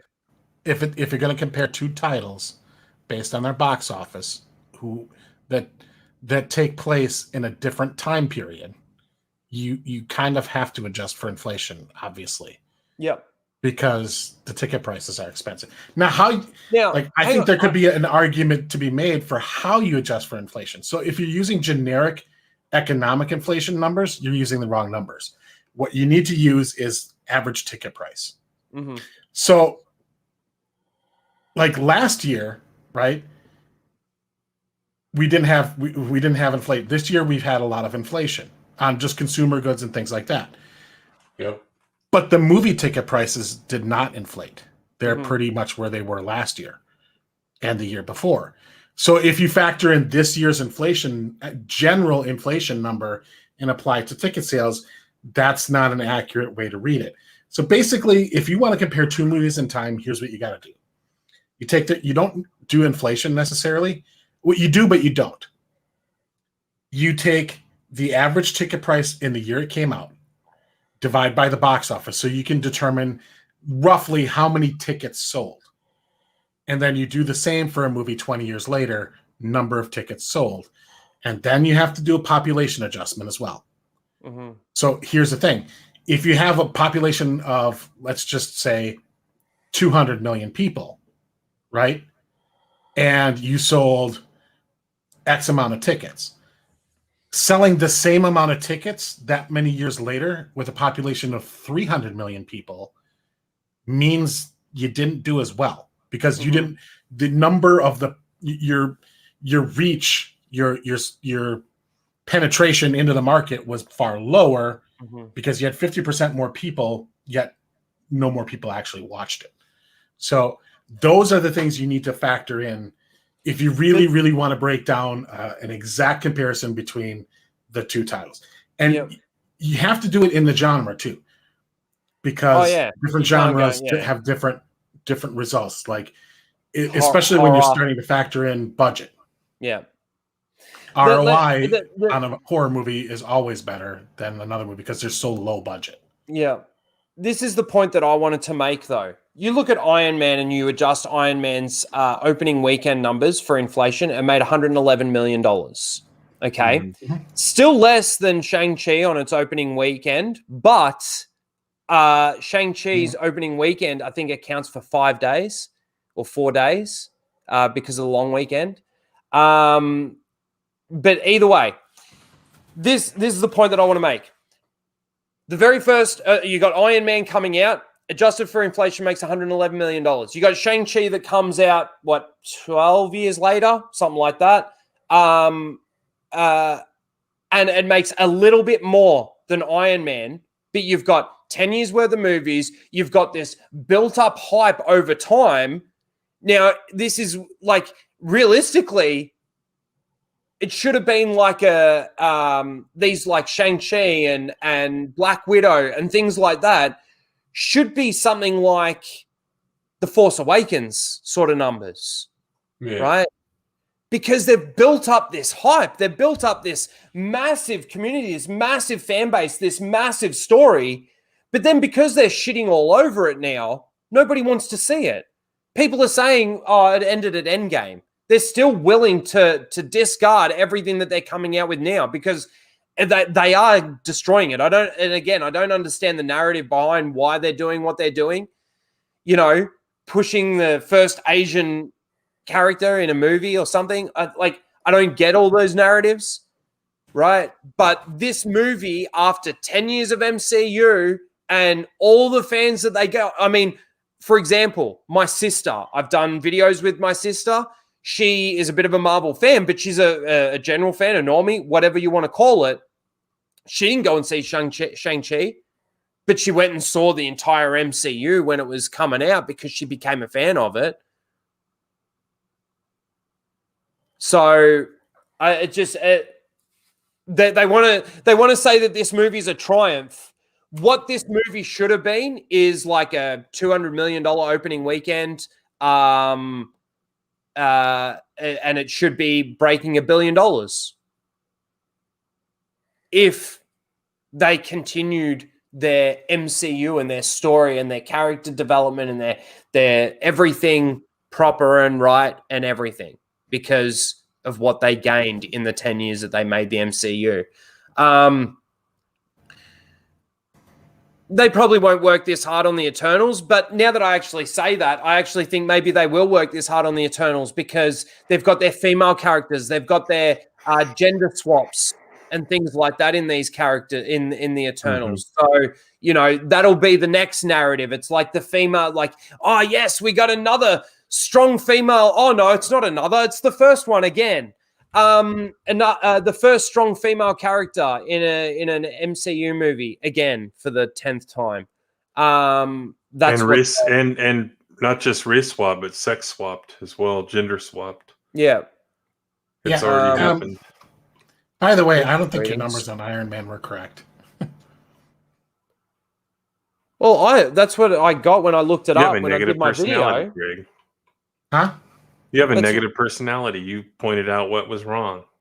Well, yeah, of course I have a negative personality. That's my best feature. I'm looking at, like, depending on if you go by the numbers or like Box Office Mojo, 98 million opening weekend in 2008, which translates to about 125 if you're just using generic inflation. Translates to about 125 mil. 118. I mean, for fuck's sake, Iron Man 3, one of probably the worst Iron Man movie out of the 3 Iron Man movies. Opening weekend, adjusted for inflation, 182.25 million worldwide. Opening weekend. Yeah. This is why I don't see this Shang-Chi thing or Black Widow or anything that's coming out of the MCU right now as a win, a triumph, or anything. Yes. And for then this fucktard to come out and start like laughing at the fans for saying that it's a flop. Well, I'm sorry. If you look at the numbers and you look at the timeline of the MCU, this movie's fucking shit. Yeah. And then you look at the budget of Black Widow, you look at the budget of this. I don't exactly know what actually the budget of this was, but you look at the budgets. How much money do they need to make to even start making a profit? We talked about this last week, I think. It really depends on, because we never get the public acknowledgement of their advertising spend. So no, we've just got to say that it's probably like double the fucking budget. No, if you go above 50% of the budget. So if you assume 50% of the budget, so you basically, and you assume that average, they take 50% of the box office, then they would have to hit, if they take 50% of the box office between international and domestic. And you really got to be like, if you're going to compare numbers, because I see a lot of people talking about numbers, international is significantly lower profit, significantly, than domestic. And here's one of the top reasons. VAT taxes is included in the box office number, but that gets taken off the top. So in the UK, for example, with a 20% value-added tax. Yeah. With a 20% value-added tax on the tickets, you take 20% off of that box office for the UK, and then you do the split between the exhibitor and the distributor, the theater and the studio. So international box office tends to be anywhere between the 20 to 40% range, usually on around the 30% for an average, versus the domestic tends to be around the 50 to 60% range. So if the larger percent that a movie does internationally does not necessarily, you can't just use the 50% split. But if you just want to use general rule of thumb, generic thing, take the budget, multiply it by 2.5, and that gets you to 375 for the break-even point. Yeah. That's just the generic thing. That's the generic formula. This is the thing that I. This is the thing that I. Just a second, Ryan. Sorry, go on. You also have to factor in that budget doesn't include tax incentives as either, and depending on where they filmed, they can get tax credits that can be millions of dollars for the production of a movie that they don't discount. When they say the budget of the movie is $150 million, that means they spent receipts-wise a total of $150. They're not counting getting that tax credit in. So the tax credits, product placement, all the other ancillary revenues besides Blu-ray and later releases, that lowers that budget as well. Ultimately, like, even the actors in the movies themselves have no idea. No. Because Hollywood deliberately obfuscates the profit so they can screw over their own people on their shares. Like, if you talk to a studio executive, every movie loses money. Because they don't want to pay out any bonuses. They don't want to pay out anything. That's why you got to negotiate for gross revenue. And if you're an actor that's a high flat fee. But see, this is why I think it's stupid for this guy to come out and even slap that story out there with the lol over the videos and all, and go after some of the fans, is because, dude, are you going to eat crow when the second week's box office comes in and it's down 80%, or what? It's got another massive drop from week 1 to week 2, or are you just going to shut up like Disney did after Black Widow and the $60 million that they made on Disney Plus? Like, this is going to come back to hurt you, buddy. No matter whether or not you're towing the fucking line. And again, it just makes it, these studios don't care. These actors are emboldened enough to now say and go after fans, constantly go after fans. Right? And look, some of those guys in those videos were wrong in their opinions and what they thought. Right? When they wrong first on their projections. On their projections, that's right. Which is, I mean, it's a projection. And it's their opinion. It's so weird to see how many people are like so invested in whether or not a movie they had nothing to do with did or didn't do well. Yeah. Like why are you so insistent? Like, why do you need to prove to me or somebody else or some other YouTuber like, it's not a flop? Like, why do you care so much? Now, conversely, they could say like, well, why do you care so much if it flops? And like, well, because we discussed, film and the business of film and Hollywood and everything. That's one of the things we've always discussed, whether we like a movie or we're rooting for a movie or not. Now, full fair disclosure, for me personally, I'm absolutely rooting against this movie. Just like I'm rooting against every single movie that comes out this year and going forward. I want everyone to lose as much money as possible, because as much as they hate me, I hate them. Yeah. I just want to say, I think it's Australian dollars. I think that's Australian, and that must be US in regards to what you're seeing on yours. So that's why maybe I'm saying like, yeah. And as Jarbo told us, what's the source there? As Jarbo told us, you are not supposed to look at adjusted dollars for inflation, remember? So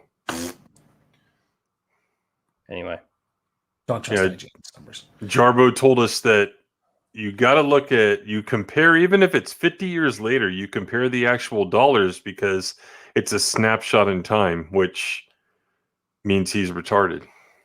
Yeah, that's just to say that like inflation doesn't matter. I can't even fathom like the levels of dumb that is. Like this is okay, here's what it is. This motherfucker puts $1,000 in a coffee can and waits 30 years, and does it matter that you kept the $30 in a coffee can? Dumbass. I just want to say something. Do you want me to read all this? We don't. I don't know. We don't really have to go. Like, it was just something that I saw. It's not really related specifically to the post on Instagram. This is just basic. There was a bit of a back and forward between Ryan and this other dude. Who is he?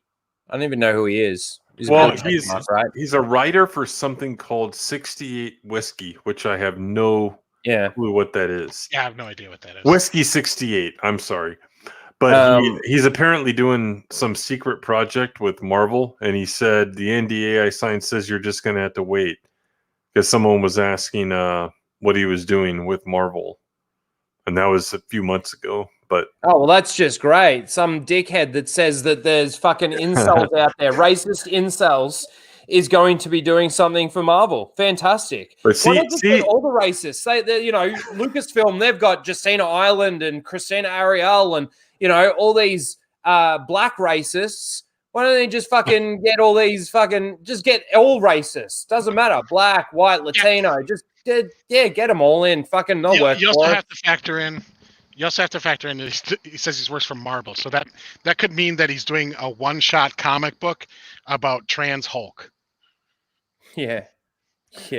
I just want to say that this guy's name right here, like, it's got to be a fake name, because we know he's a retard, and if he talks that way, then what does it sound like? I want to go to a Disneyland park. I want to go to a Disneyland park. I want to go to Disneyland. Disneyland. He did read your super chat, Biggles. I remember. Didn't you read his super chat like a long time ago? I thought I read them all. The first one, or was there another one? Because I remember he read one of them. I got nothing there. Let me go back and check. While you're, I don't know, looking at that. Yeah, let's see if we can find it. But I watched this in real time when Ryan was going back and forth, and Ryan's gotten really good at looking at the numbers and stuff, because he was watching Greg and I one night when we were talking about like fucking ScarJo or something and her sham of a lawsuit. And I got sorry, Jock Nerdy did send one. Oh no, it's not Jock Nerdy. I'll check it in a sec, Biggles. But Jock Nerdy did send one through Streamlabs, $35. He says Revan can't even lift with the Force. Nice. Now let me check this. I got to go to my. No, she can't. Sorry. What were you saying? Hey, I was just saying Ryan's gotten good at looking at the movie numbers and understanding them, unlike 99% of the people that talk about it. Yeah, and by the way, like Shang-Chi's box office kind of really disproves Scarlett Johansson's entire lawsuit, doesn't it? Yeah. Mm-hmm. Yeah. Because it wasn't released on Disney Plus, and yet it's scoring. It's performing very similarly to like most of the movies that have come out this year. Mm-hmm. No, you didn't hear it because I didn't say it. But her argument would be that it's Shang-Chi. It's not me. It's not Black Widow that's been around since pretty much the beginning. That would be her argument. But like this guy's been a dickhead the whole time this thing's been coming out. You've got Bob Chapek coming out saying that it's an experiment or something like that. And he's talking about the release. And then he comes out with his backup going, it's not a fucking experiment. Like all this crap. Like, I don't know. These people are so sensitive, so butthurt over like criticism. Fuck, I got people criticizing the videos I make. I got people telling me I'm a fucking dickhead. Get over it. Retarded hater, I think, is the term. You got such thin skin. Biggles did send a $2 super chat and says, Rhino loves Dong more than Lyndon. Well, thank you, Biggles. for that. I really appreciate it, I suppose. No, thanks, man. Well, it's the fragility of their egos, right? They can't. There's like the ScarJo lawsuit. Like I really think it's more about protecting her reputation than it is about collecting the back end revenue. Yeah. And I think this guy too is like the perception of it being a flop is worse than the financial part. Because for his concern, like there's no way that this guy had back end deals for box office gross because he's kind of pretty much a nobody. Like when you're negotiating with Scarlett Johansson on like her 8th movie in the MCU, she's got a lot more leverage than this guy does. Yeah, right? and Gal He's got his Gadot didn't do anything like this, right? For Wonder Woman 84. Maybe because she has class, I don't know. It's not really class. It's more like you have more sense than that because it's so transparent, right? We're talking about it right here on a stream with 25 people watching. Like, how stupid do you think we are? Right. So, yeah, Wonder Woman 84, definitely not a success at the box office or whatever you want to call it at the stream level, but there were no lawsuits launched and all that stuff, at least that we know of. Lethal sends through a $10 super chat. Thank you, Lethal. He says, should have typed more. What? He should have typed more. A lot of the videos were based on projection from mainstream outlets. So why are they getting no backlash? It's a good fucking question. Pandemic is always an excuse, but they go silent when the Demon Slayer movie is mentioned. Well, and go on. Yeah. Just going with like Lethal's thing. Lethal. I think part of it is because I think there was a deliberate campaign to lower expectations for this movie. So if so they can say they beat them, right? So you lower the expectations and then you under promise, over deliver, and you look good. But the fact of the matter is that some titties. I saw some cleavage on the screen. Yep, sorry, but I'm not. Don't apologize for cleavage, unless it's yours. I don't want to see yours.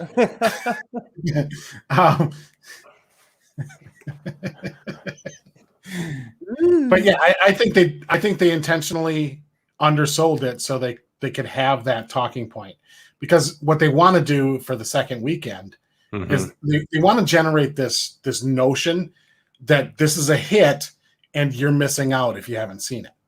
That's the marketing campaign now for the second week is like, look, everybody's going to see it. You don't want to miss it because everybody's seeing it. See how successful it is. It's a great Marvel movie. We're back, baby. You got to see this movie if you haven't seen it yet. That's the angle they're going for. That's why you saw the Labor Day weekend crap. When we all know and could very easily verify, we're like, well, wait a minute. What did it set a record against? A bunch of nothing titles, basically, because they never traditionally release big movies over Labor Day. Halloween or something. Right. So it was part of that campaign to hype it now that it's something that you don't want to miss. And what the driver there is to see, like, can you get the second week revenue so you can avoid the drop-offs? Because this year, second week drop-offs for almost all titles has been pretty steep. Yep. And well, it also just honestly, goes to show a 50% drop-off is normal. Well, right? And do you know why? It's always steep. Because the people that want to see this are there on day one. Right. Yeah, but it just goes to show how much the fucking Captain Marvel was so fudged. Because it was in between the two movies that, everybody thought it was so important. Well, yeah, it was a marketing gimmick, Same with like Rise of Skywalker, the last one in Well, the saga. you were This Greg. is You the were thing. This is the point that I'm trying to make. If they put Shang-Chi in between Infinity War and Endgame, it would have made $1 billion. well back then. It Probably. would, but if you had two movies of that magnitude now, it wouldn't have worked because back then we were still in this mode where got to see every Marvel movie, right? Even Yeah, because they Ant-Man all 2, led even into each Ant-Man other. 2. What'd you say? Because they all led into each other. Correct. And, Yes. that fear of missing out is a powerful motivator to get people to Right. buy stuff. Right. People get on hype trains and start buying stuff simply because other people are buying it. Mm-hmm. Yeah. And I mean, you see it in the real world with even consumer goods, right? Remember the great That's toilet word of paper mouth. shortage, That's all word of right? mouth. Everybody was buying it, so you got to buy it. Yeah, but Before it runs out. that all comes through from word of mouth. So people are hyped for it, and they're going out and buying it, and that hype is getting out, and people are going. It's media generated too, though. It's media generated too. Mm. Well, yeah, because look, they always especially with TV. You notice they always be like, it's the #1 new comedy at 8 p.m. on a Thursday every other week. It's almost like a JD Power Award. Like they give it away. They give awards for every fucking thing. Mm-hmm. You're like, best rear view mirror in class 2012, the Chevy Silverado. Yeah. Like they give these awards, or they market them as like, they put that in there to brag that it's the #1 this or the #1 that, because it manipulates people into buying it. But like, oh, everybody's watching this, I should watch it too. So it's word of mouth, but it is very market driven. I will say this anecdotally, like not even like on Twitter, but like my personal Facebook page, I'm seeing a lot of positive feedback for the movie. Yeah. For Shang-Chi. Yeah. Like that was awesome, blah, blah, blah, blah, blah. And I'm like, I still have no interest, but a lot of these people are coming back saying they liked it. Well, I think you see a lot of people say the same thing out of our circle about Black Widow. Yeah, you're right. Mm. Because there's certain people that are sorry. Go ahead. So, I was just going to say, Cowman plays for $5. Says the narrative's fun. That's Arnie. I can't do it as good as I was doing it last night. Who's Arnie? So funny. Arnold Schwarzenegger. Arnold Schwarzenegger. Oh. Well, last night we were on. We were playing. Call of your Duty. narrative. Screw your narrative. Yeah. The authoritarianer. Yeah, we were going to do like, how there's like a Tuscan Bob. We were going to do like Arnie reviews, and it's just him going the whole time. But then you do the subtitles. I'm here to burn you up. Screw your free. But yes, thank you, Cowman. That was a lot of fun last night. A lot of fun. But yeah, look, it's I mean, the MCU, yeah, okay, it made a decent amount of money. I do feel like there is a few more people that may have gone because they actually want to get out because of the whole pandemic. I can't go with the narrative that the pandemic is stopping people from doing stuff when all people want is to actually go and do stuff. I think the pandemic has had an impact on theater going, in the sense that the lockdowns and the closures got people out of the habit of going to movies. Mm-hmm.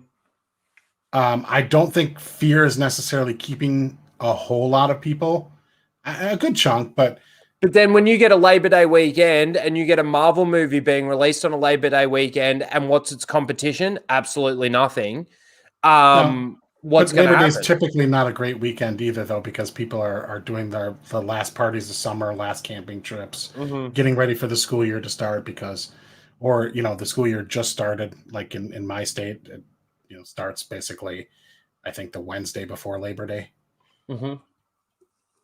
But I mean, so it's traditionally, there's a reason why they haven't released big tentpole movies on Labor Day before, is because it's typically not a great weekend. Yeah. So I think pandemic, like, it does matter, But financially, like, okay, that's an excuse, but it's still going to lose money. Like, even if you accept, it's because of the pandemic, not because it's a crappy title. It's like, yeah, but it's still going to lose money. And here's the thing: is like, you're going to have a run now, because I don't see this movie based on the numbers I'm crunching. I don't see this movie topping 350 worldwide. Now, obviously, a lot depends on second weekend, which means it's not going to make money. So you got Black Widow, barely breaks even or loses money. You got Shang-Chi, loses money. You're going to have the Eternals, lose money. The only title that's coming up in the MCU that I think is going to be a qualified money maker. And also keep in mind, like, if you're an investor and you invest $150 million into something, your 2-year return on investment of being like $1 million, that's a really shitty investment. Yeah, like that's not the investment you're going for. If you're ponying up that amount of money for the risk level you're taking for a Hollywood movie, you expect a much higher return on investment on something that should be a sure thing like the MCU. So it's gonna I don't think we're gonna see a very financially successful Marvel movie until Spider-Man, and that's a Sony movie in conjunction with Disney. Like, I don't even know how they're going to split the revenue, but that doesn't bode well for the MCU over the long haul. You're going to have a string here of failures, and whether it's the pandemic or not, it doesn't matter. They're still not going to be successful. And these studios, these investors, expect to be able to make money so that they can reinvest it in the next title. If the titles aren't returning investment, then you're not able to invest that in the next title. And I think Hollywood's going to really have to evaluate these higher budget movies and going to have to pare them back quite considerably for the foreseeable future. Yeah. So my question is, when, let's say, Thor: Love and Thunder comes out, right, and it pulls similar numbers to Shang-Chi. Oh, it's going to be a victory for Whammon. Like, that's not a victory, and then they'll say, oh, but the Thor movies only made $70 million opening weekend in the box office. Like, they were never like a big thing. So the fact that it's made $100 million is a big thing. Blah blah blah blah blah. See, that's where inflation. That's where inflation goes, and then you have to look at the actual history. So you go through the MCU, right?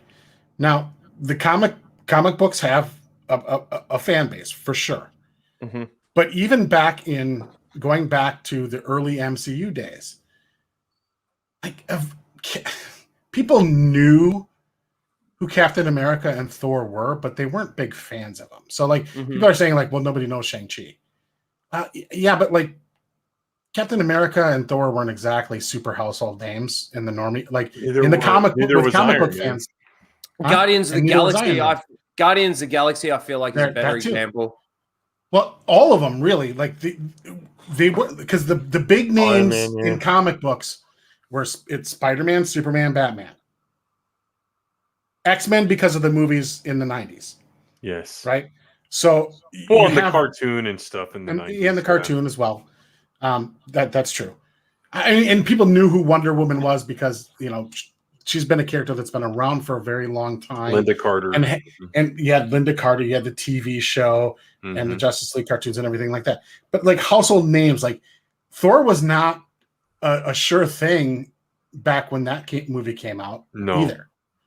And people are using the popularity of the characters in 2021 and applying it to these movies that came out 20 years or 12, 13 years ago, and that's just not accurate either.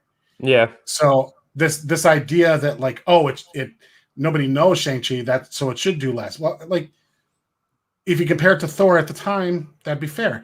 And I just want to point one other thing out, because this drives me fucking nuts, right? BVS, Batman versus Superman, considered a flop, right?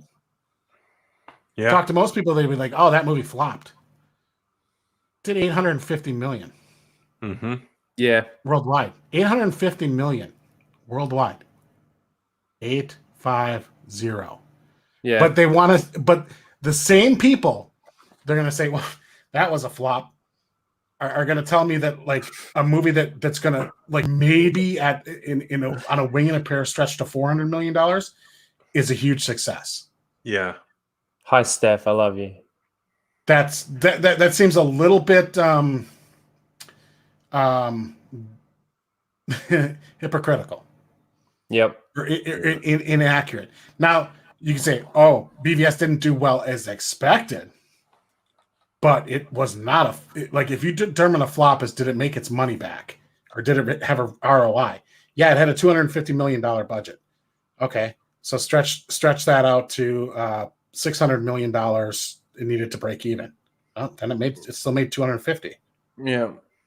So if you invested that money, like that was not a terrible return. No, not at all. I don't. Go on. I don't agree with what Chris is saying in the chat. I think by that point, Iron Man was in the comics was not a background character. I think he was in the forefront. He just wasn't known to the normies. Like in the comics, Correct. Civil War had already happened, so he was like one Correct. of the lead, one of the leaders, right, of one of the factions and stuff. So he was definitely in the forefront, and there had been some cartoons and stuff like that. But yeah, he definitely wasn't Spider-Man. Because as Greg mentioned, when you thought Marvel, it was Spider-Man, like from the 60s, 70s, 80s. And then X-Men. Are you thinking Fantastic Four? Were they known? Probably, yeah. But yeah, they just weren't like the Superman of Marvel. That's right. And here's some simple math on it. Like let's say, like what is if Marvel sold 1 million copies of a comic nowadays, they'd like shit their pants, right? Yeah, yeah. So if 1 million, so let's say the hardcore comic book audience is, let's say 5 million people. The ones that are knowledgeable and know these characters, right? If all 5 million people went to see your movie, you'd make $50 million. There you go. So what percent of the comic book super fans are going to see the comic book movies? It's minuscule. These movies are they're for it's the normies that's driving the money. It's not the comic book fans. Sorry, comic book fans. Like, it's great that you're a comic book fan, but like your numbers just aren't there because look at the sales. Look at this is where I think even back then, nope. This is where I think that Doctor Strange will make money. Guardians will make money. I don't know about Thor making money. I still don't know about that movie, even though he's one of the, original. Depends on what the people budget from the lands on MCU. And Spider-Man will make money, but everything else, like the Eternals and those, like again, we're just talking about like knowing characters and not knowing characters. The thing is, though, that I look at is, again, they had so much hype. No one knew who Captain Marvel was. They placed it perfectly and they marketed it perfectly, right? And it still made over $1 billion.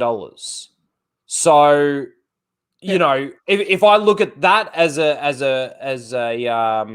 scale or whatever to go by, realistically, these movies should be still being like pumping money and making like big volume. They should be marketing them well within the 4th phase of the MCU, but they're just not. Yeah, I think the non-team up movies have a ceiling. I think Iron Man and Captain Marvel are the exceptions, not the rule.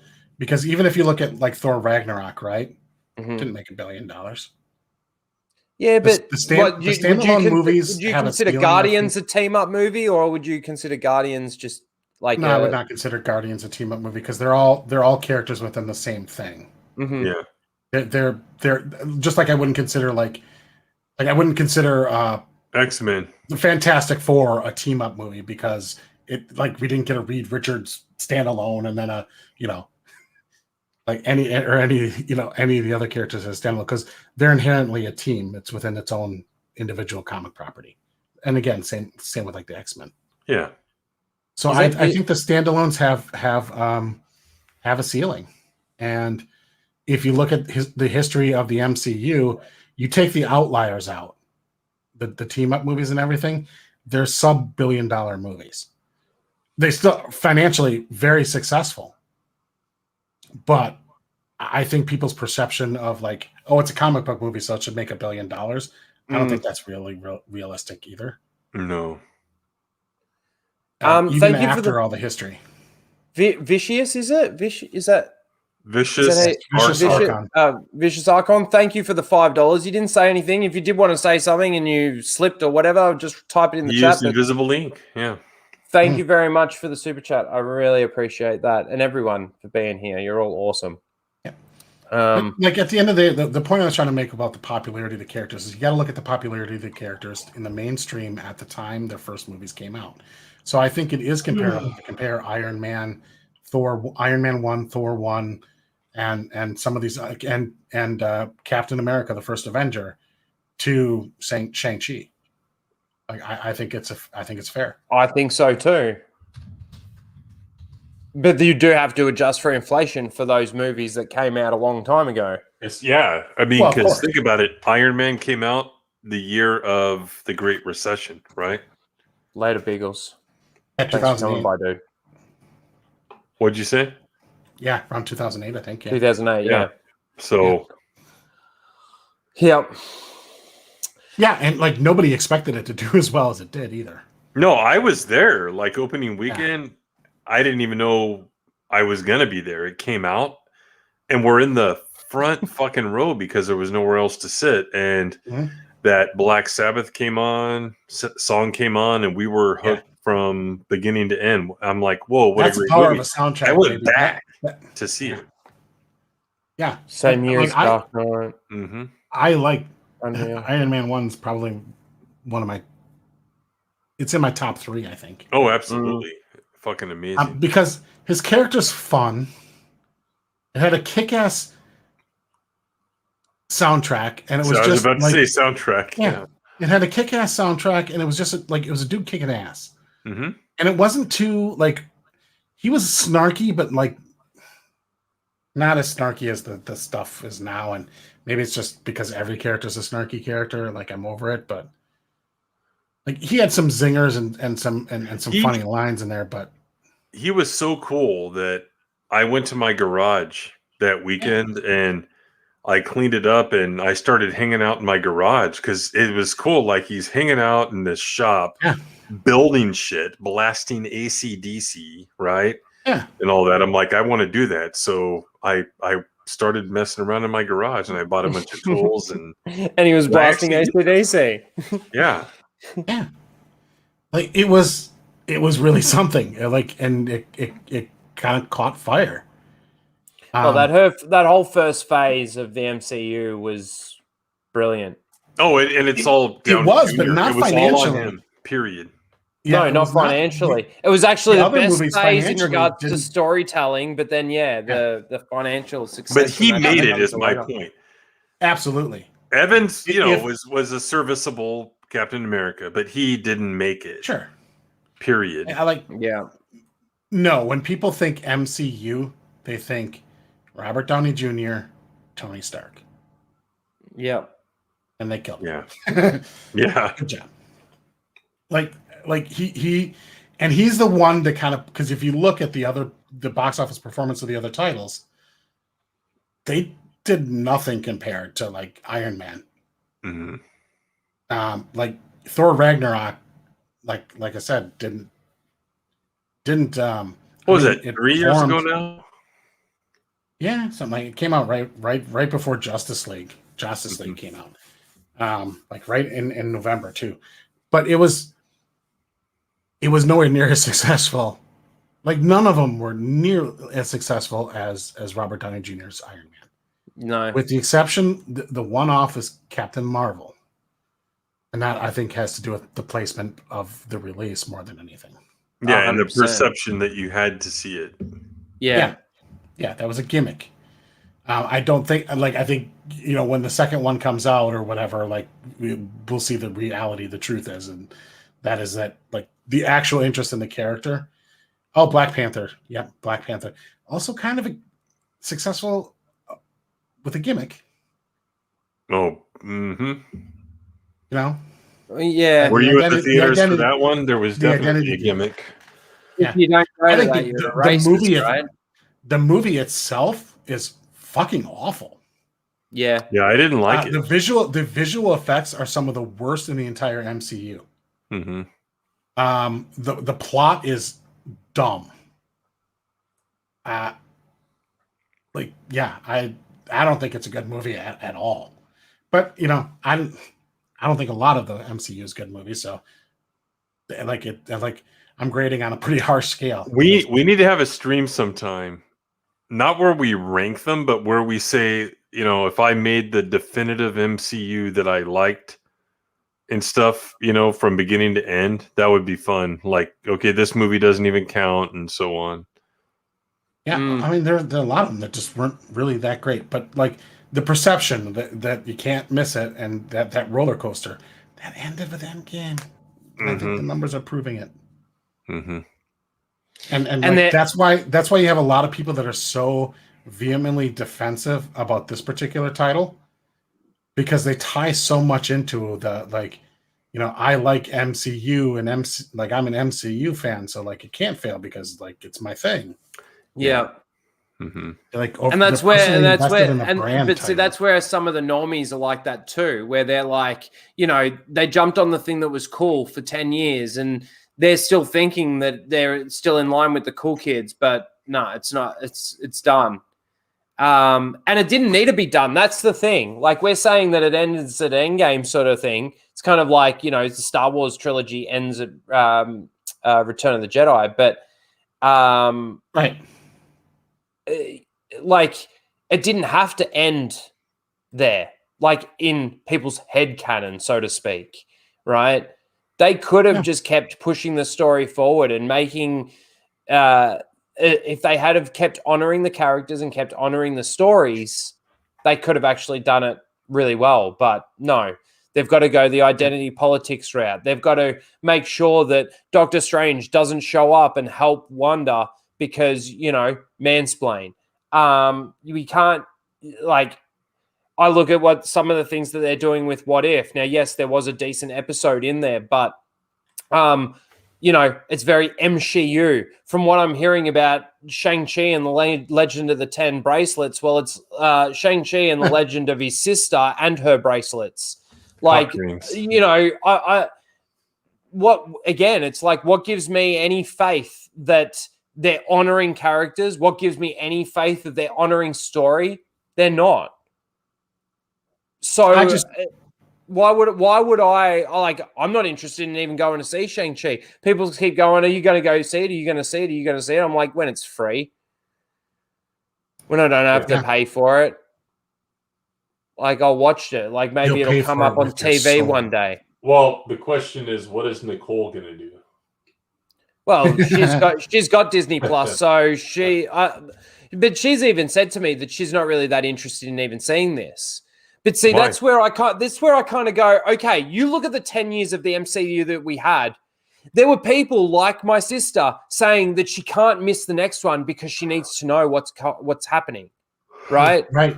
They've lost now she's saying, oh, I'm not really interested in Shang-Chi. She didn't watch Falcon and Winter Soldier because it has no interest to her.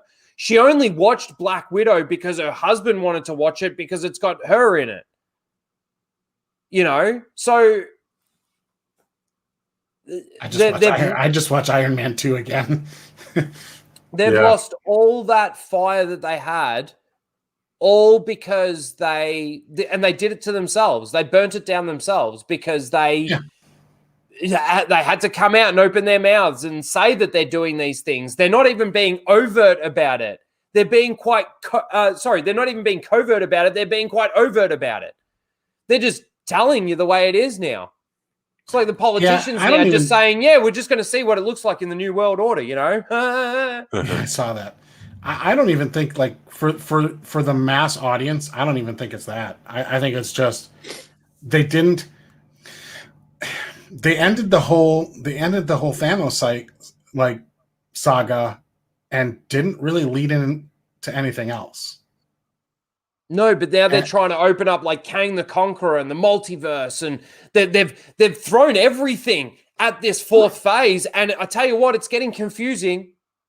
Right, but like they needed to set up the next thing after Thanos in Endgame, or like right after with a follow-up movie, like the follow-up Spider-Man movie.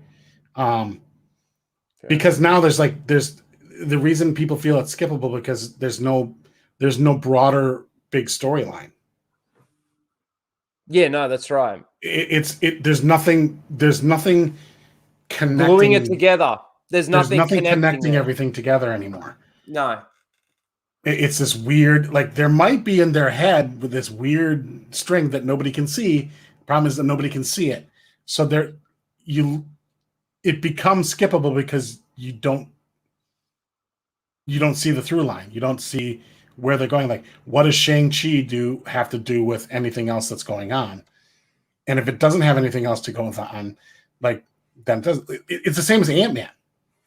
Like, I think the movie that this is most comparable to is probably Ant-Man. Pretty skippable.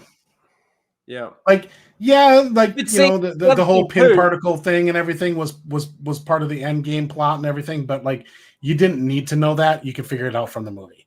But the other thing too is like what used to keep the fans excited for the next thing, or what used to be that glue between movies and between phases, was the end credit scenes, right?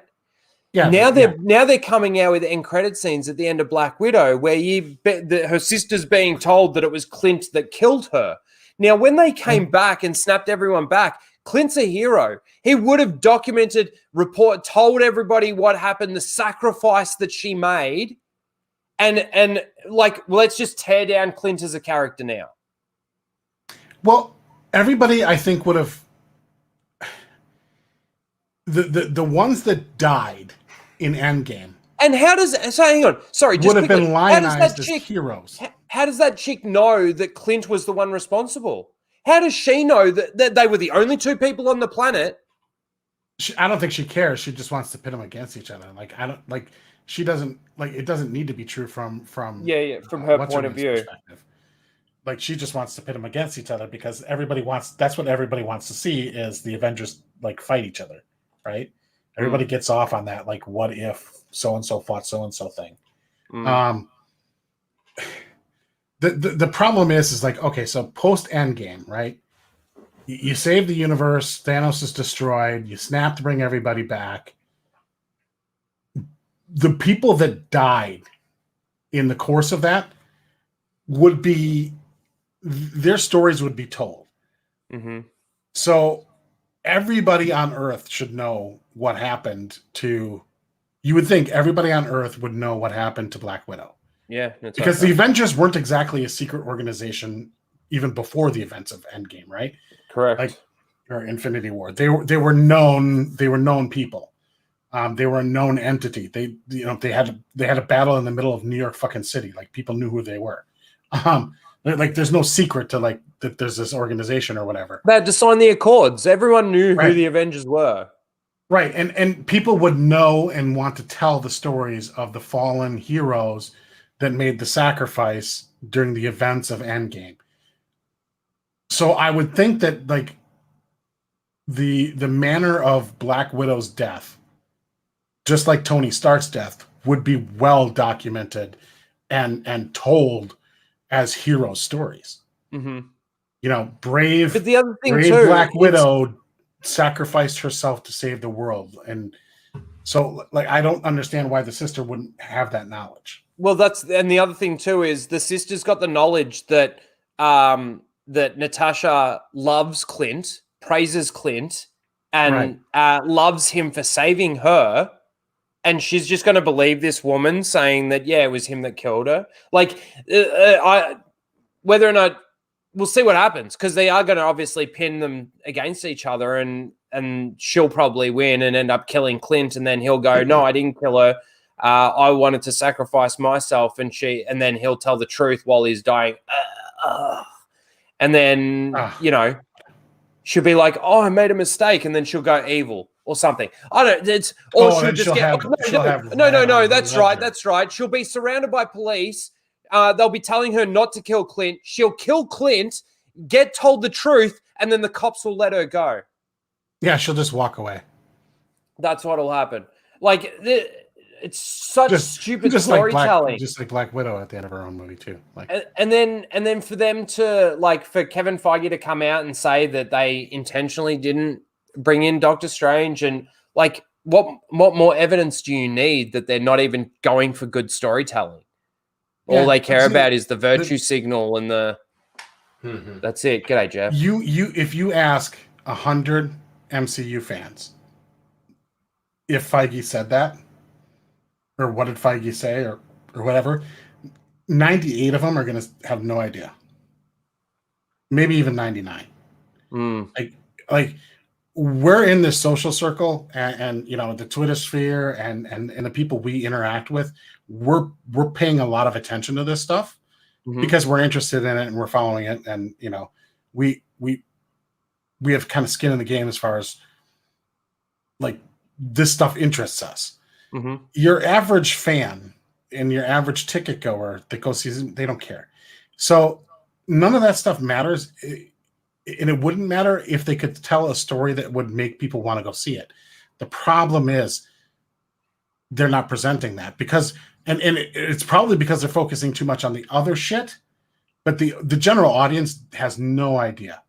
Like you tell them this stuff about what Kevin Feige said, they'd be like, who the fuck is Kevin Feige? Yeah.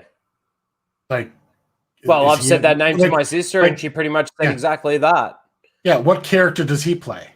Yeah. They're probably thinking it's like Agent Coulson or something. Is that Kevin Feige? Like honestly, they really is Kevin Feige the guy that plays Happy? Yeah. Yeah. They legitimately they don't know and they don't care. If they're getting a story that's interesting and they're getting sucked back into a storyline, that's what's going to matter for the box office. And because Marvel is too focused on first of this and first of that and represent this and represent that, that they're not putting the work in on the story elements. Like the decision to keep the 5-year snap was probably going to go down as the worst decision of the MCU. The idea of like them not going back and undoing that and then just having people, because not everybody's like, well, wait, how does this fucking work? All these people were gone for 5 years and now they show back up. Yeah. Like, is there even enough food for them? Like all of a sudden half the population shows back up. Did they get all their old jobs back? What about their houses? What about their kids? What about their relationship? Like none of that all makes sense. And people are just like, well, wait, what? All because Tony Stark wanted to keep his daughter. Well, snap the daughter back in time. Like I wouldn't even say that it's quality over quantity over quality. I would say that it's virtue signal over quality. From the writing perspective, but from the audience perspective, they're not invested in this culture war in general. They should be. Oh, not at all. And they absolutely should be, because the problem is you look at what the culture did when you look at what the culture did to you when you were young and what it's done to you growing up, how it's made you see certain things, do certain things, whatever, right? You think the culture that we've got being ingrained in kids now is the culture that we want them to be when they're adults? Fuck. We're already seeing it. It all does matter, but you know, ultimately the reason Shang-Chi or these other Marvel movies aren't going to be successful is because they're not good stories. Reason they're not good stories is in part due to the fact that they're focusing on the wrong things instead of a good story. But from the audience perspective, the normal audience perspective is just like, no, it's just not interesting to me. Yeah. Because I mean, you can have a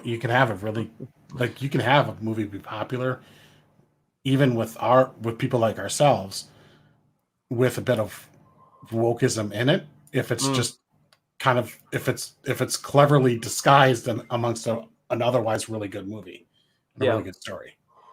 See, that's the thing. You're absolutely right there. The normies don't care. But the thing is like, and I've said this before, you know, in regards to Star Wars, George made Star Wars for normies so they could get their entertainment with their flashy lights and that sort of thing.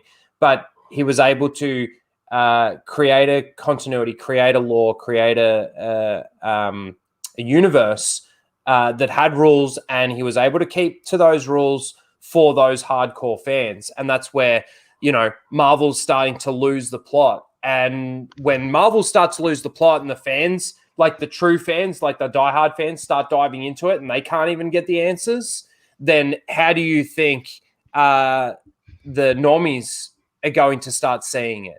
They start seeing it like, for a little while it might be, okay, that was all right. But there's only so many times a normie's going to go, yeah, that was all right, and then go and see the next Marvel movie. They're just thinking to themselves like, can we do something else? Let's do something else tonight. I don't want to go see the movie. Yeah. It doesn't sound that interesting to me. I can skip that one. Let's go do something else. Yeah. And I think a lot of people got in the habit of doing something else, and that's also hurting the Hollywood industry. Again, me personally, I want every movie for the next 10 years to lose as much money as possible. That's where I stand. Yeah. Like every investor in Hollywood should go bankrupt. I want every actor starving on the streets. I preferably with horrible drug addictions. Like I want it all destroyed and wiped clean. Mm-hmm. The problem is too, though, sometimes with these stories is that they're not even concentrating on what the story's about. Like they don't even think about their decisions through to a conclusion is what I'm getting at. So like, you know, when they've got a woman and she's just beating the shit out of like 20 men that are just 10 times bigger than she is, and we're just supposed to believe that. Now, if there's little gizmos and gadgets, they're training, all of this sort of thing, there can be validity to some of those things, but they never actually think about, okay, so how is this going to be perceived? How did she actually go about doing that? They never ask the question why or how or anything like that. It's just she's a woman or here's a black guy or whatever. That's what's got to be there. That's all that matters. So I don't know.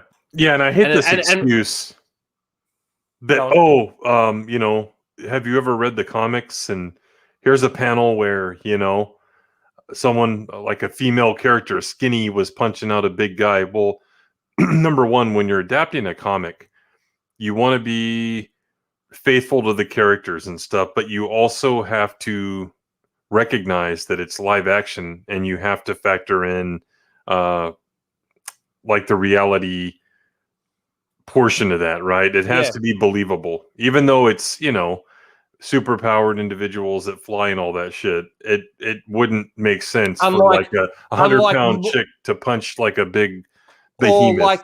Or like Mulan, that last fight that I saw in Mulan where she's doing some acrobatic shit or something. This is I just want to bring this up. But if they destroy it all, will it come back? Well, you know how it comes back? When somebody who loves the IP starts making it again, right? And whether or not like it can come back, absolutely. But then what they do is they go, okay, we're just going to do a reboot, right? That's that. Enjoyed that. Okay, we're just going to do a reboot, but we're going to do different characters or whatever. And then the people that are making it actually love it again.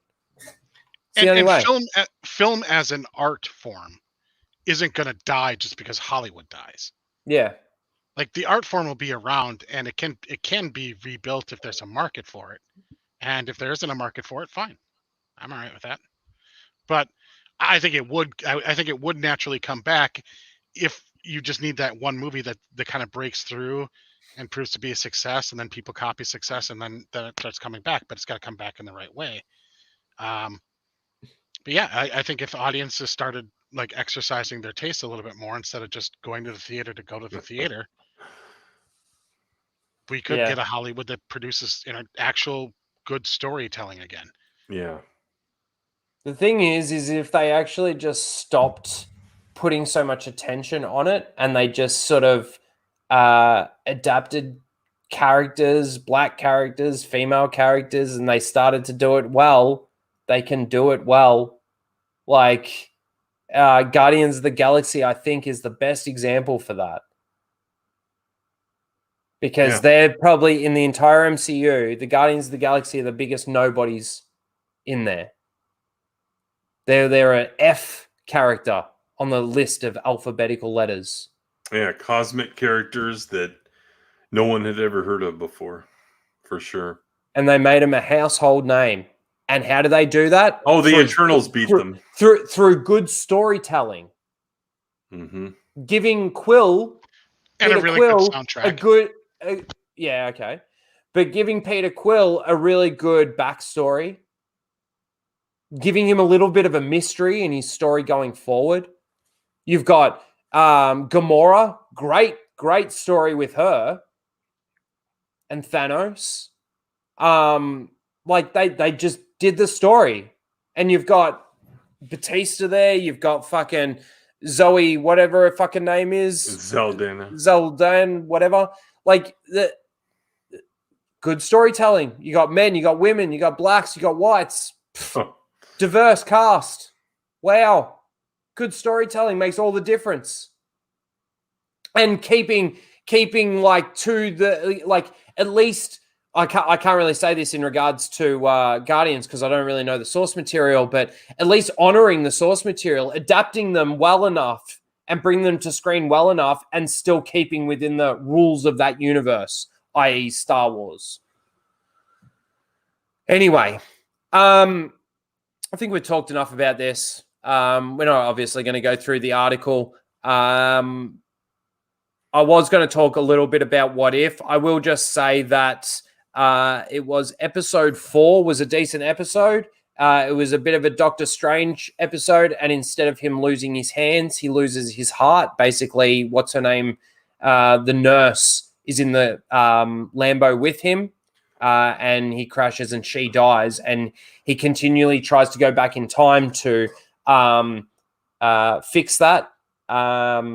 It's actually not bad. If there was one episode out of the entire What If series that I actually got any enjoyment out of, it's episode 4. But then episode 5 goes straight into zombies, and how the zombies came to be was when Hope sends her dad into the quantum realm to find her mum. The quantum realm turned her into a zombie. She then bit Hank. They came back through the portal, and everyone got done by the zombies, and the entire world. Not the entire world, but like there was Captain America was a zombie. Iron Man was a zombie. The Hulk couldn't become a zombie. Anyway, it was a bit of a episode, that one. But yeah, episode 4 was pretty decent. So if you want to see a good What If story, go and watch episode 4. Other than that, my recommendations fall flat with you, don't they? No, it's just, it's who makes it. Oh, yeah, that's true. It is Disney, after all. But look, this is where we're going to wrap it up. Thank you, guys. Timon, for 5 Royals. Royals. I got a little I got a little depressed since I realized that I've never seen a comic accurate Spider-Man in the movies. I'm done with all superheroes. I see. This is the thing. I really like Tobey Maguire's Spider-Man. I definitely don't really like Spider-Boy. I think it's a good casting, but I feel like they've MCU-ified Spider-Man, which sounds really bad because he's probably the biggest character that ever carried the MCU. Oh, sorry, not the MCU, Marvel. But yes, thank you for that. I'm gonna piss people off and just say like Spider-Man's a shit, mopey, whiny, pathetic character who lives a miserable life, and he's an unlikable character. He's never happy. Piss me He's off always now. like he's a character that's just always miserable. No thanks. Wah. Throw a web. Wah. I just want to see an adult Spider-Man. Why can't we just get an old man Spider-Man? Anyway. Fuck you, Greg.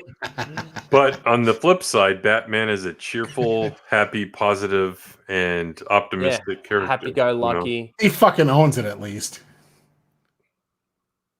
Oh, justification. Anyway. To be fair, I'm not a huge Batman guy. I'm not a huge comic book guy, so I'm not like I've read a couple of comics when I was younger, but I never went out of my way to really just go and buy comic books and things like that. I remember reading a lot, if anything, I read a lot of X-Men comic books. But that was about it. Yeah, I have a vast collection of those, all the titles. Anyway, let's start wrapping this up. Thank you everyone for coming out. I really appreciate it. I'm probably just going to do a video quickly on. Yeah. What? That's Eric. I'm going to do visit. Yeah, there you go, everyone. I'm going to do. His ass. Thank you. No, he's cleaning his tail. His ass is okay. under him. But I'm going to be doing a video probably on the Knights of the Old Republic thing, just because I just want to get my thoughts out there, and a few more people might get to see that. I don't know if I'm going to do a Matrix trailer reaction, because we obviously did that here. I might just clip this out. We'll see. I am still working on Disney Star Wars continuity stuff. And, of course, we've got the Full Aussie tomorrow night over on Lethal's channel. And are we doing Fall of Night this weekend, or is it next weekend? Next weekend. Next weekend. Because we wanted to stay with the schedule. Yeah. No, awesome. So, yes, that's everything I'm doing. Please subscribe. Please hit the like button on the stream, all of that stuff. Tim, please let everyone know where they can find you and what you've got coming up. Whew, man, I've got a lot of live streams coming up. So I'm back tomorrow night for the spacing, and I'm going to talk about corporate connections. And I'm glad this KOTOR thing came out, because I'm going to make a point on that. So we're going to talk about Rey's new toy that gives her so much pleasure. We're going to talk about just all kinds of fun stuff. We're going to bring back the weekly spacing, like who are we going to space? Sunday night, Greg and I are back for Off the Treks. We're going to talk some 55th anniversary and let him go off like he was backstage. I'm ready to go off on that shit. So definitely be there, guys. And then Monday night, we're back with Indecent Behavior with our co-host, Deadwood Dale. And we have very special guest, Lethal Lightning. So definitely be there for that, because I think we really want to kind of delve into the manga and anime and why is it successful, or at least relatively successful compared to other media. And then Tuesday, I can just keep on going here. I am debuting my very first wrestling stream that's going to be a regular thing, probably once a month, with my friends from Four Corners Podcast, and that's going to be called... Why am I drawing a blank? Why am I drawing a blank? Ring into focus. Ring into focus. Man, I am tired, if you can't tell. So these guys, let me tell you what. I've known these guys, 2021, for about 16 years. And how did I meet them? I met them on wrestling forums, and we've met in person, and we're friends and all that stuff. And they know a lot of fucking shit. So I was listening to their podcast on the pay-per-view this morning, and they just know a lot, and I don't agree with them. I felt they were a little bit too starstruck and mesmerized by it, so I'm going to give them a dose of reality, and we may have a couple of fights. I don't know, but it's going to be good.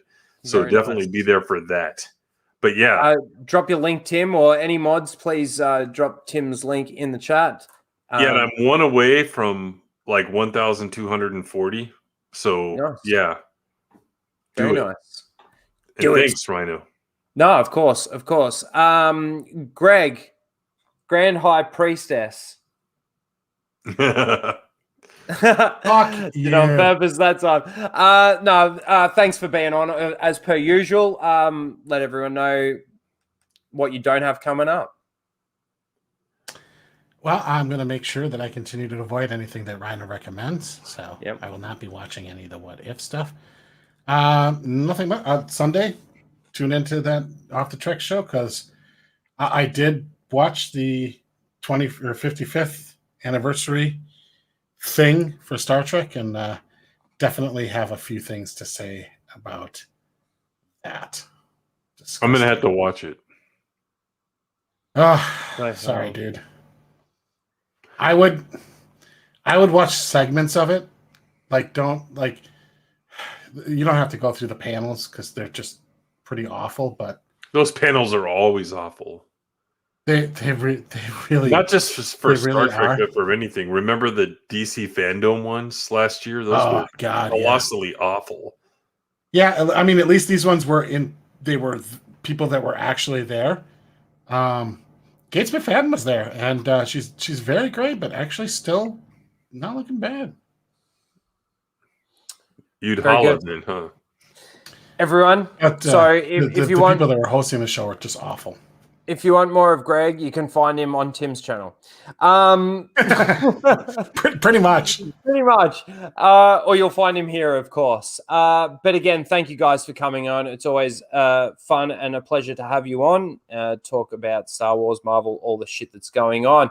Everyone in the chat, thank you for being here. Soul Shade, yes, we are going to be releasing that other merch soon.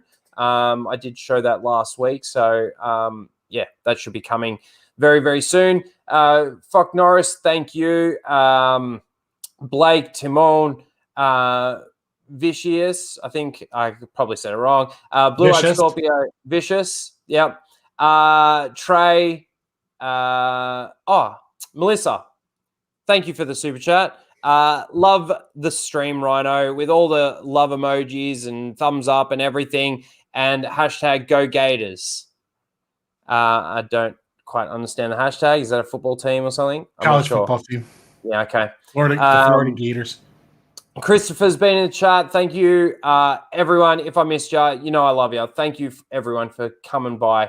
And we'll see you next week. Bye, guys. R4. Prepare to jettison the spare part canisters.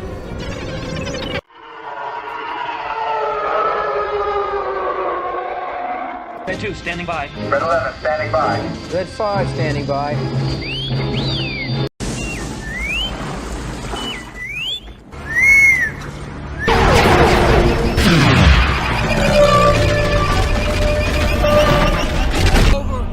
Anakin, Chancellor Palpatine is evil!